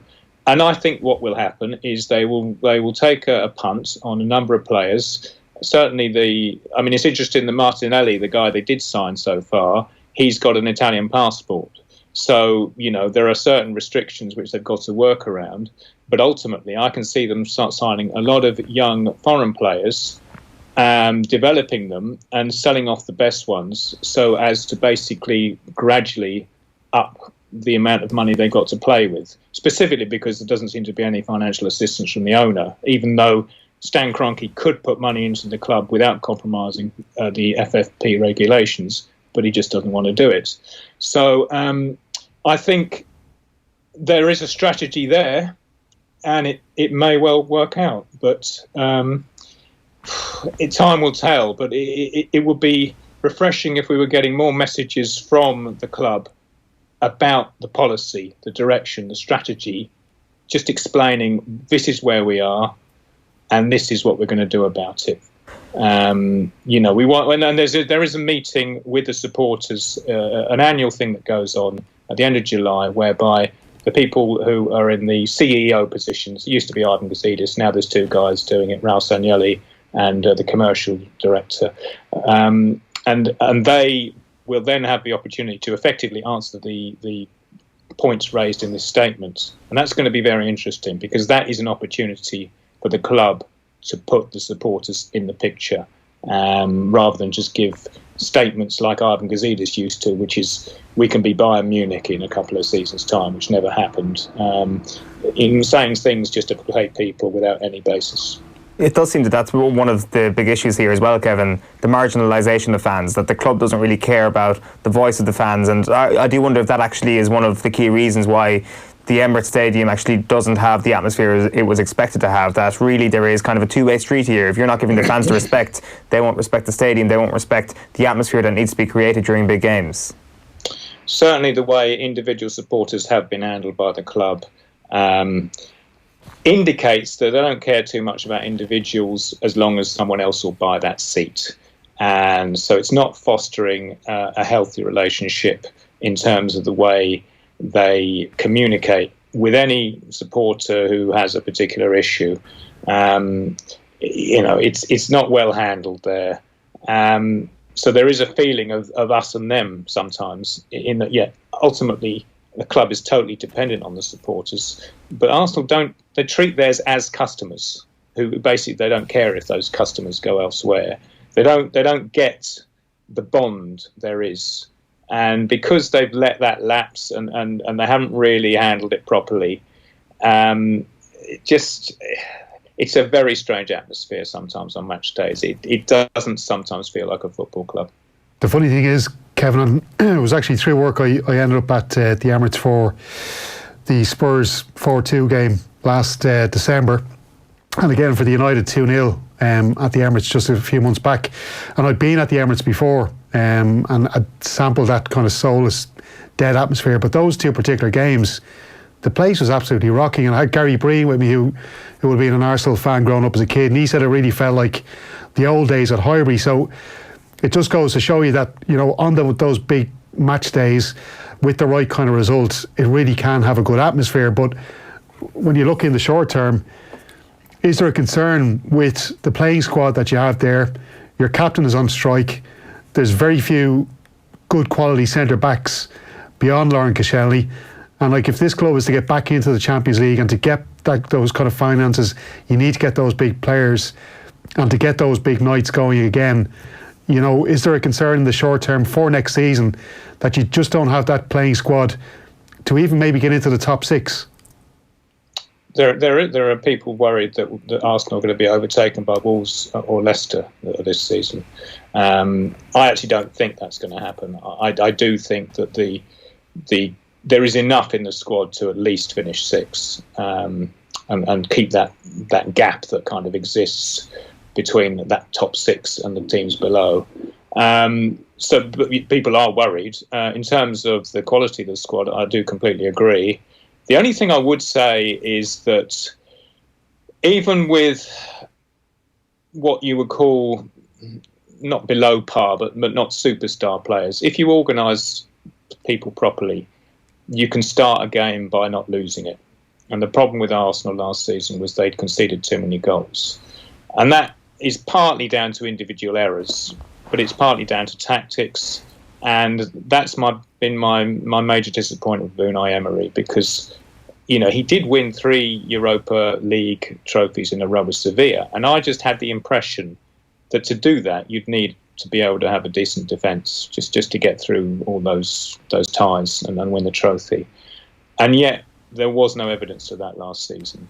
So to me, I appreciate we're not in a good place with the squad, but I feel we can score enough goals.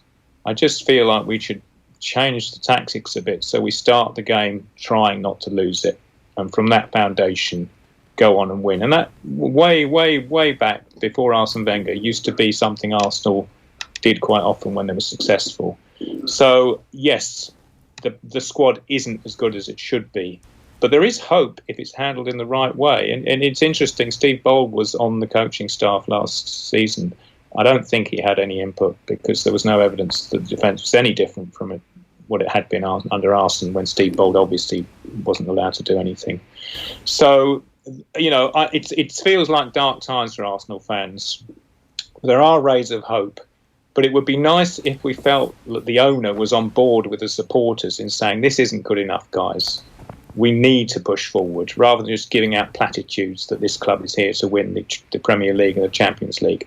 actually being a bit more interactive, meeting the fans, actually having a conversation with them and understanding them, as I'm sure John Henry does at Liverpool. So, what we want is some sign of life here. That's what we're asking for. And that the guy is pulling the same direction as us, because so far it just doesn't feel that way. What's your gut feeling then in terms of how this summer is going to progress for Arsenal? The Wilfred Zaha thing could turn into a bit of a saga. There was names floated out there, as there tends to be in the media, when it comes to the likes of Nabil Fekir and Dani Alves even over the last couple of days. And then the Kieran Tierney thing is the one connection that seems to be concrete, that Arsenal now need to pay over £25 million.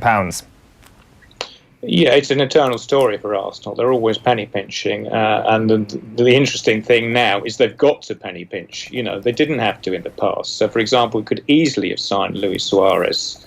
I think it was in 2013 or 14. Now it's so long ago. But it was basically, if they paid up the 50 million, Liverpool would have accepted that they got Suarez, and things could have been very different. So I think Arsenal will continue to try and do deals. They will do some deals. There'll be players that aren't name players, but that doesn't mean they're going to be bad players. I mean, we hadn't heard of Patrick Vieira. We hadn't heard of Emmanuel Petit. Hadn't heard of these guys Arsenal signed when he was successful. It's just dependent on good scouting. Now, that's more difficult now because it's more competitive than it was 25 years ago or whatever. But it's certainly possible. What you do is you buy raw talent and you develop it. And that's what Arsenal are going to have to do. And also from within their own ranks. And that may not be a bad thing, because at least the players coming through their own ranks will have some feeling for the club and are more likely to stick around in the long term. So, yeah, there will be some buying. It's just they're going to haggle on, and probably everything will be done in the last week. It won't be an ideal start to the season, but frankly, without swearing, we haven't got a pot to pee in at the moment. So we've got to do what we can, and we're just going to have to soldier on and hope it comes good. Martinelli scored last night as well, of course, Kevin. Well, to be fair, the Colorado Rapids were resting half their team, so I'm not quite sure what to make of that result. But it's always good to see a goal going on the first game. Absolutely. I have confidence he'd score against the Colorado full team, actually, so I think he's one to watch, Kevin. Just in terms of finishing this up then, in terms of the hashtag We Care, do you think Stan Kroenke is going to respond to this? Do you think he cares? Do you think that anybody in the board of directors cares? I think the club should be concerned about the potential PR implications of this campaign, because, ultimately, if there is no response, I mean, the strategy hasn't been worked out in the long term. We just want everyone together to make the point to the club that this isn't good enough. And in the long term, things will be done which I have no issue will hurt the brand. I mean, for example, the empty seats at matches are hurting the brand. So Arsenal's value will decrease because sponsors are not going to be so interested in paying the money they might to another team with a full stadium who are taking part in more event matches. So, in short, I think the club will have to take this on board and try and change the way they're doing things. And that meeting at the end of July will be indicative of how that's going to go forward. And if they don't, you mentioned earlier on that the efforts will be ramped up. Does that involve a boycott or a potential boycott? That's certainly an option. I mean, it worked very well when Liverpool fans walked out of a game with 20 minutes to go. The club changed their plans in terms of their ticket pricing. So I can see boycotts as, I mean, you've got to remember, effectively, there are a lot of boycotts anyway. You watch the Europa League group games at home this season, you're going to see a lot of just informal boycotts, looking at the number of empty seats. But when it's organised and even more people take part, it could look very ugly. So that is certainly an option that's open to us. in terms of what other specific ones there is, I see that the potential of a merchandise boycott's been mentioned tons of times with Arsenal fans in terms of not buying food or drink or whatever it may be when you're in the Emirates Stadium, not buying the jersey. But then Arsenal go along this summer and actually release probably their nicest jersey in some time. So I think that that's at an all-time high when it comes to actual sale levels. Like, in your particular ideal world, and I know you can't speak for the other supporters, what is the ideal next step? Is it what you just mentioned there? Is it a walkout in the middle of a game? Well, ideally, it would be a change in the board of directors. That would be the ideal next step. But in terms of if nothing has actually happened, something which it just makes the news all over the world. It has that kind of impact. I mean, already we've got this petition going, which is just taking off. I mean, I think there were 80,000 signatures on it the last time I checked. And that grows even more. It sends a hell of a message. So people aren't happy, and the club need to do something about it. That's for sure. Listen, Kevin, thanks a million for your time this morning. You're welcome. Thank you. Kevin Witcher there, editor of the Gooner fanzine. It is 9:09 this morning, and you're watching OTBAM. And it is time now to look at this week's Electric Ireland All-Ireland Minor Championships. And we got this result between Monaghan and Tyrone. 113-111 was the final score there. The Electric Ireland All-Ireland Minor Football Championship quarter-final. Some tasty ties here. July 27th, you got Mayo against Dublin, Kildare against Galway, Monaghan against Cork, and Kerry against Tyrone. Tyrone, I think, actually the last team to beat Kerry in minor football. So here's a poll. You can still vote on this for the next 24 hours. 2 players from Monaghan and 1 from Tyrone nominated for the Electric Ireland Football Player of the Week. Monaghan, of course, getting the better of their rivals in their football final on Friday. So you saw the 3 options there a moment ago. You can go onto the Twitter there to actually vote on those. A draw then, and the round robin at the quarter final in the Electric Ireland GA Hurling All-Ireland Minor Championship quarter final.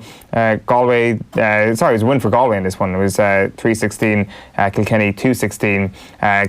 They've done enough, though, Kilkenny, to qualify for the Electric Ireland All-Ireland Minor Hurling semi-finals. Galway up against Clare next week after that win, so the winners heading into the quarter-final.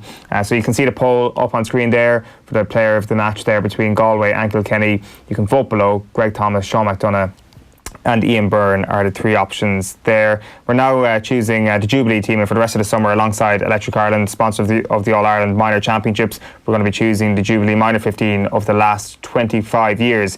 We're kicking off with the goalkeeper position this Thursday morning. It's going to be right here in OTBAM, so do join us then. And you can tweet us as well if you've got any suggestions. Who is the best goalkeeper that's played in minors over the last 25 years? You can tweet us at Off The Ball. And of course, we've got the Player of the Week polls and the goalkeeper discussions with Electric Ireland every week here on OTBAM. We're going to take a quick break. Phil Egan will be in after these. I hear you some wiring needs a fixing, ma'am. The name's Buzz, on account of my work. No chance. Not all cowboys ride horses. All safe electric registered electrical contractors must give you a certificate of completion that shows their work meets approved standards. Find one nearby on safeelectric.ie. Join Bruce Betting now for a risk-free first bet up to €100. That's right. New Irish accounts can enjoy a risk-free first bet up to €100. So if your first bet loses, we'll refund your stake with a free bet. Now that's giving you more. Bruce Betting. In store, online, and now on your phone. T's and C's apply. Please gamble responsibly. See dunlewy.net. 12 minutes past 9 on this Tuesday morning. You are watching or listening to OTBAM. Phil Egan is in studio. How are you? Very well, lads. Yeah, all good. Yeah, just looking at Arsenal's jersey, how great it is, and then they ruined it with the yellow numbers on the back. What? They've got yellow numbers on the back? Yellow numbers on the back, just for a pre-season game. I hope it's just for the pre-season game. Like I'm not an Arsenal fan, obviously, but I would be almost tempted to buy that shirt. Yeah, it's gorgeous. Yeah, it's so beautiful. You wouldn't have to get numbers on the back of it anyway. Yeah. So we're not. We're not doing that. Like, if you were going to get a name, though, who would you get? Tierney.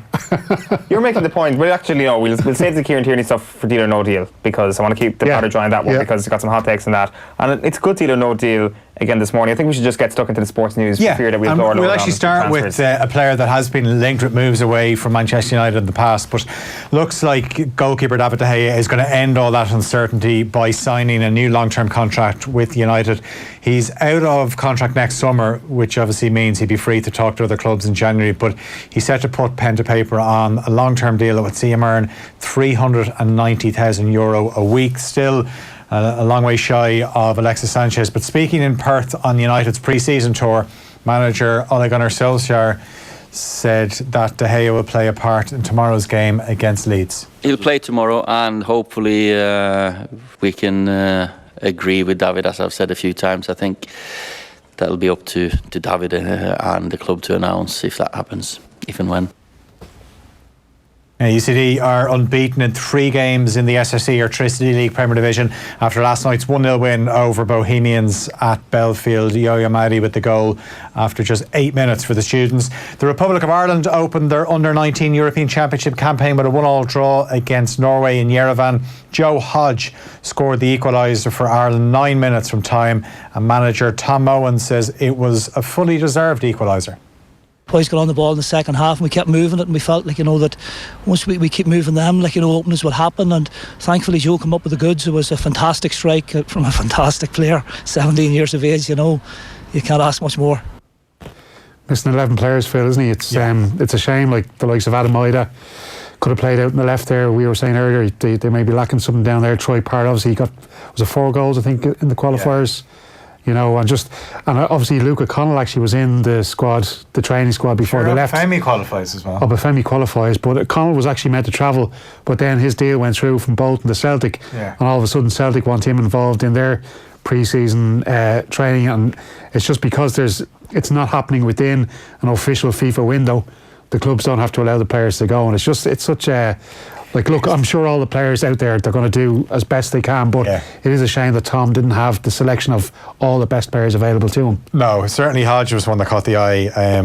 Regba, who set up the goal, he was brilliant. And I like Matt Everett. He came on, I know he played in the under-17.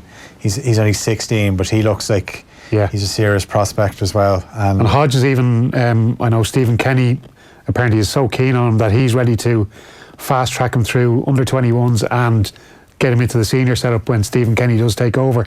This kid's only 16, but he is being touted as being a real...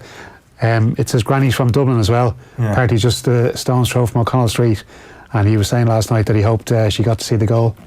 Yeah, absolutely. It was an unbelievable goal. I think Richie said last night on the news round, very like Matt Holland against Cameroon in the 2002 World Cup. So that was a fairly similar goal. France are top of the group. They beat Czech Republic 3-0. So Ireland play France in their next game on Thursday.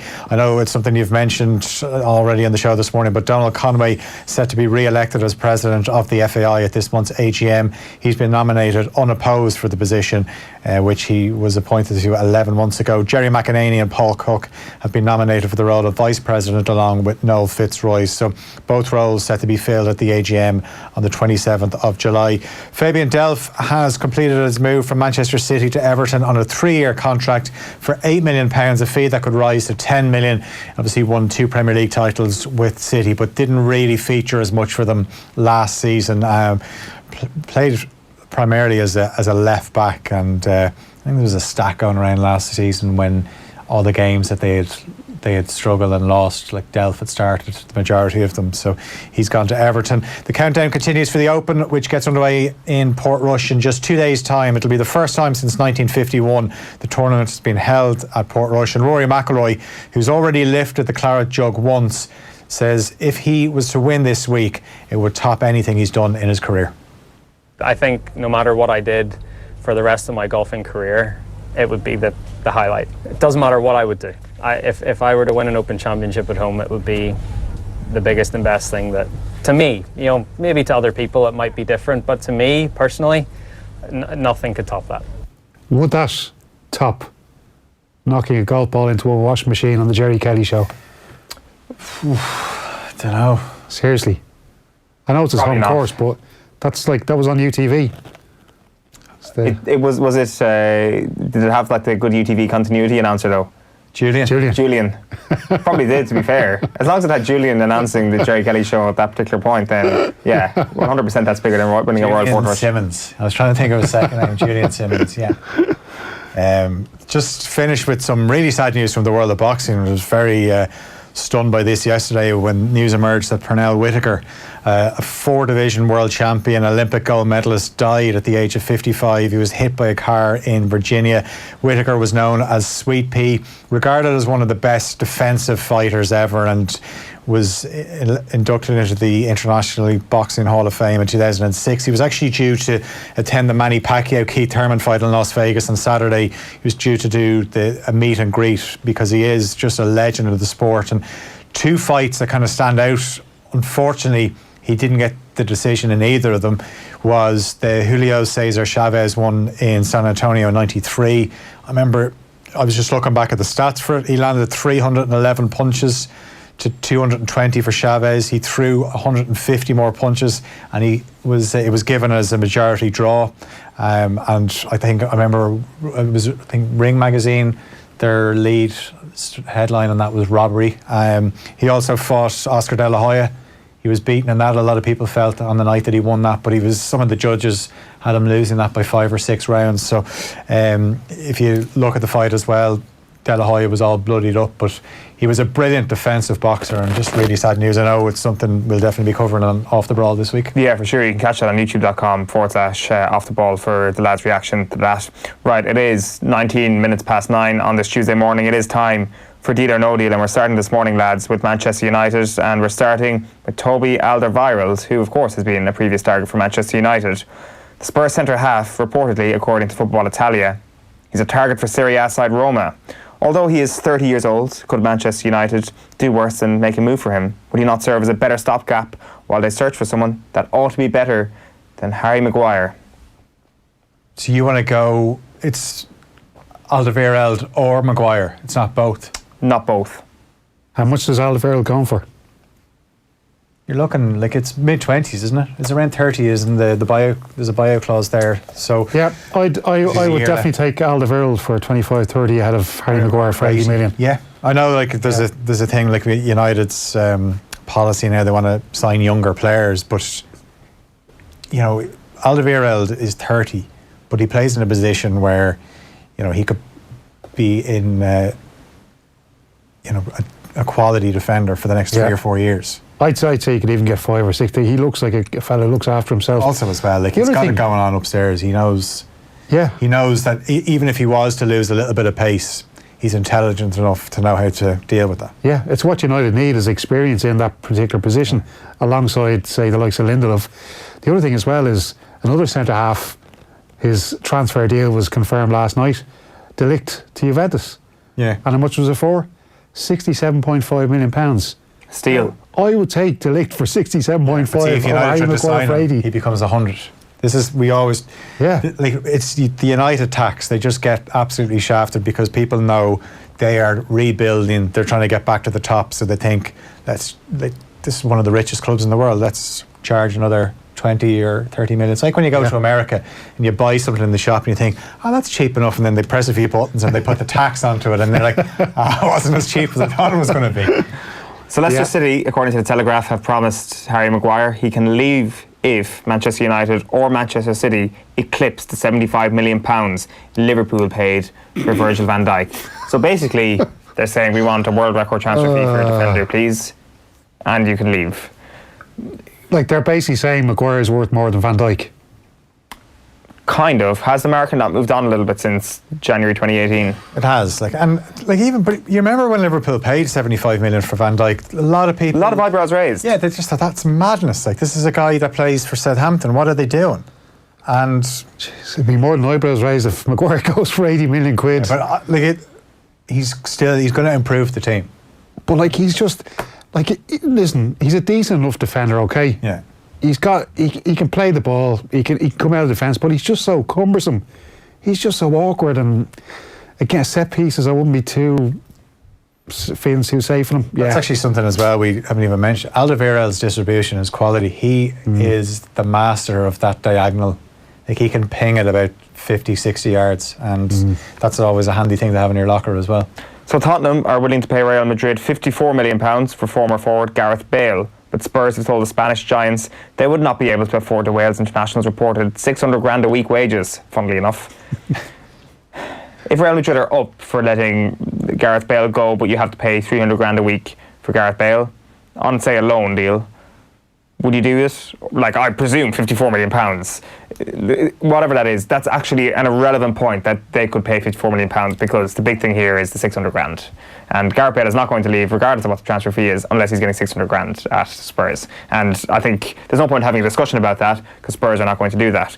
But would you take Gareth Bale for a year on loan if Real Madrid gave you half a hand with the wages? Would Spurs even do the 300 grand a week? That's because that messes up their whole structure. It does, hugely. Yeah. I mean, they keep having to break their own rules to say, like when they wanted Harry Kane signed this new deal, and there's so many players. We've mentioned Alderweireld. The reason he hasn't signed the new contract is because he's not getting what he's worth in his eyes. Does Gareth Bale take a wage cut to revive his career?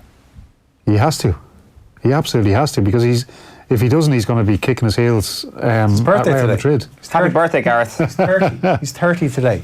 Yeah, he's only 30. He has to take a pay cut. I'm sorry, but it's the only way out for him.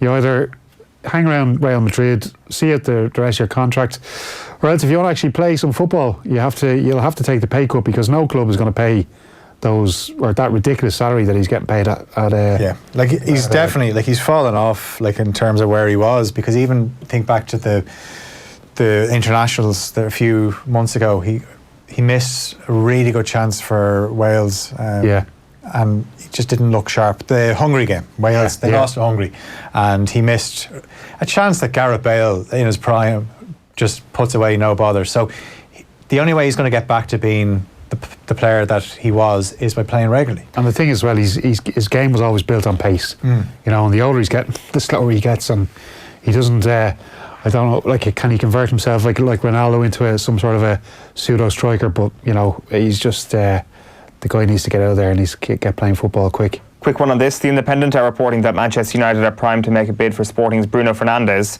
looking to set the costs at the guts of £50 million here. So is there a chance that this could be another Fred situation? Like, I don't know how serious this is, because he's constantly been linked with United, but there doesn't seem to be anything concrete. Like with Maguire, it seems to be a bit more realistic, and we hear a lot more about it. But he certainly would. Like, there's definitely a place in the team for him. They're going to make a bid within the next 3 weeks, according to the Independent. 3 weeks? Like, why are they taking so long? Just do the bloody put. They're on the beach in Australia. You got to take your holidays, Steve-O. It's ridiculous. Well, whoever's looking after transfers, is it Woodward? Has he got somebody else? Just stay at home. You don't need to be in Australia with the rest of the squad. I presume he's not, to be fair. But while the cat's away, the mouse will play. Maybe he's just saying that the team aren't in the country. I can do whatever I want. Fernandes. Bananas, isn't it? Just put the deal in, or put the deal through. Yeah. I want to get your take on this, Steve-O. So Arsenal remain in negotiations with Celtic over a deal for 22-year-old Scotland left-back Kieran Tierney after failing with a second bid for the defender that is thought to have been for £25 million. This is from the Evening Standard. Listen, I think if Arsenal want to take one of the best left-backs in European football to the Emirates from Parkhead, come in with a bid of 40 million and then we'll start talking. So the same as their bid for Wilfried Zaha, you think Kieran Tierney is worth what Arsenal think Wilfried Zaha is worth? Like 40 million for Wilfried Zaha is laughable as well. But I just think 25 million for Kieran Tierney. We're looking here at a very young player. He's only 21. This guy has got a huge future ahead of him. But is he right now one of the best full-backs in Europe? Yeah. One of the best left-backs. Definitely. Without a doubt. This Kieran Tierney has everything. He can defend. He can attack, he can put crosses in, he can score goals, he can do it all. I saw him playing for Scotland in a back three to accommodate himself and Andy Robertson, and he played on the left of the back three and played very well. This guy is so adaptable.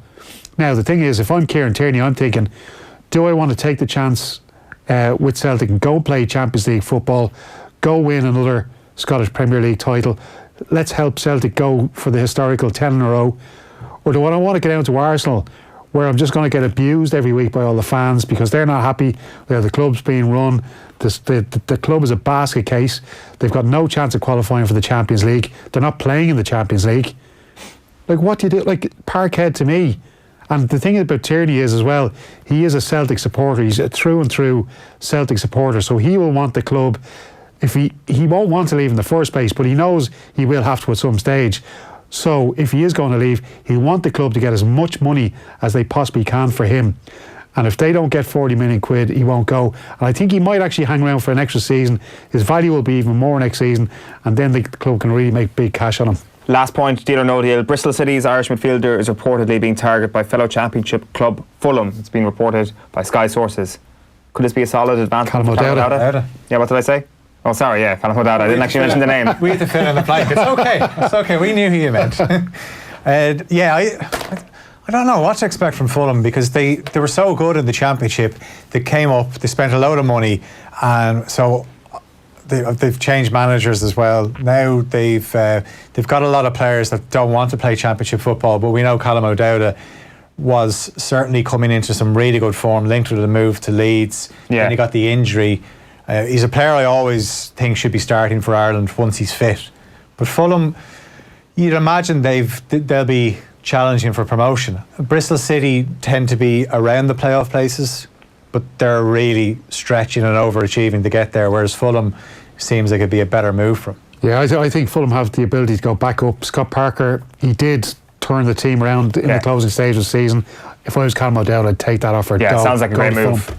Yeah. Brilliant deal or no deal today, lads. Enjoyed your company. Thanks many for popping in. Steve, as always. Phil, we'll see you again tomorrow morning. Before we go, we've got some prizes up for grabs all this week. Gone off the ball, and how to enter is very simple. We're going to tweet out this message about OTB Sports Radio for you to copy and share into your WhatsApp group. Just tweet or send us a screenshot of you sharing the message into your group, and you'll be in the draw for one of our shiny new Chromecasts every day of the week. Some great stuff coming up on OTB Sports Radio across the day. We've got Off the Bench coming up at 12 o'clock, a Ronnie Delaney Legends interview at around 1 o'clock, Kieran Donaghy and Billy Joe Padden on Super 8s, and Connolly is being replayed at 2 o'clock, and Jim McGuinness is talking coaching at 3 o'clock. You can listen to OTB Sports Radio all the time over at offtheball.com/radio, or you can download the Go Loud app in the App Store right now and tune in as well.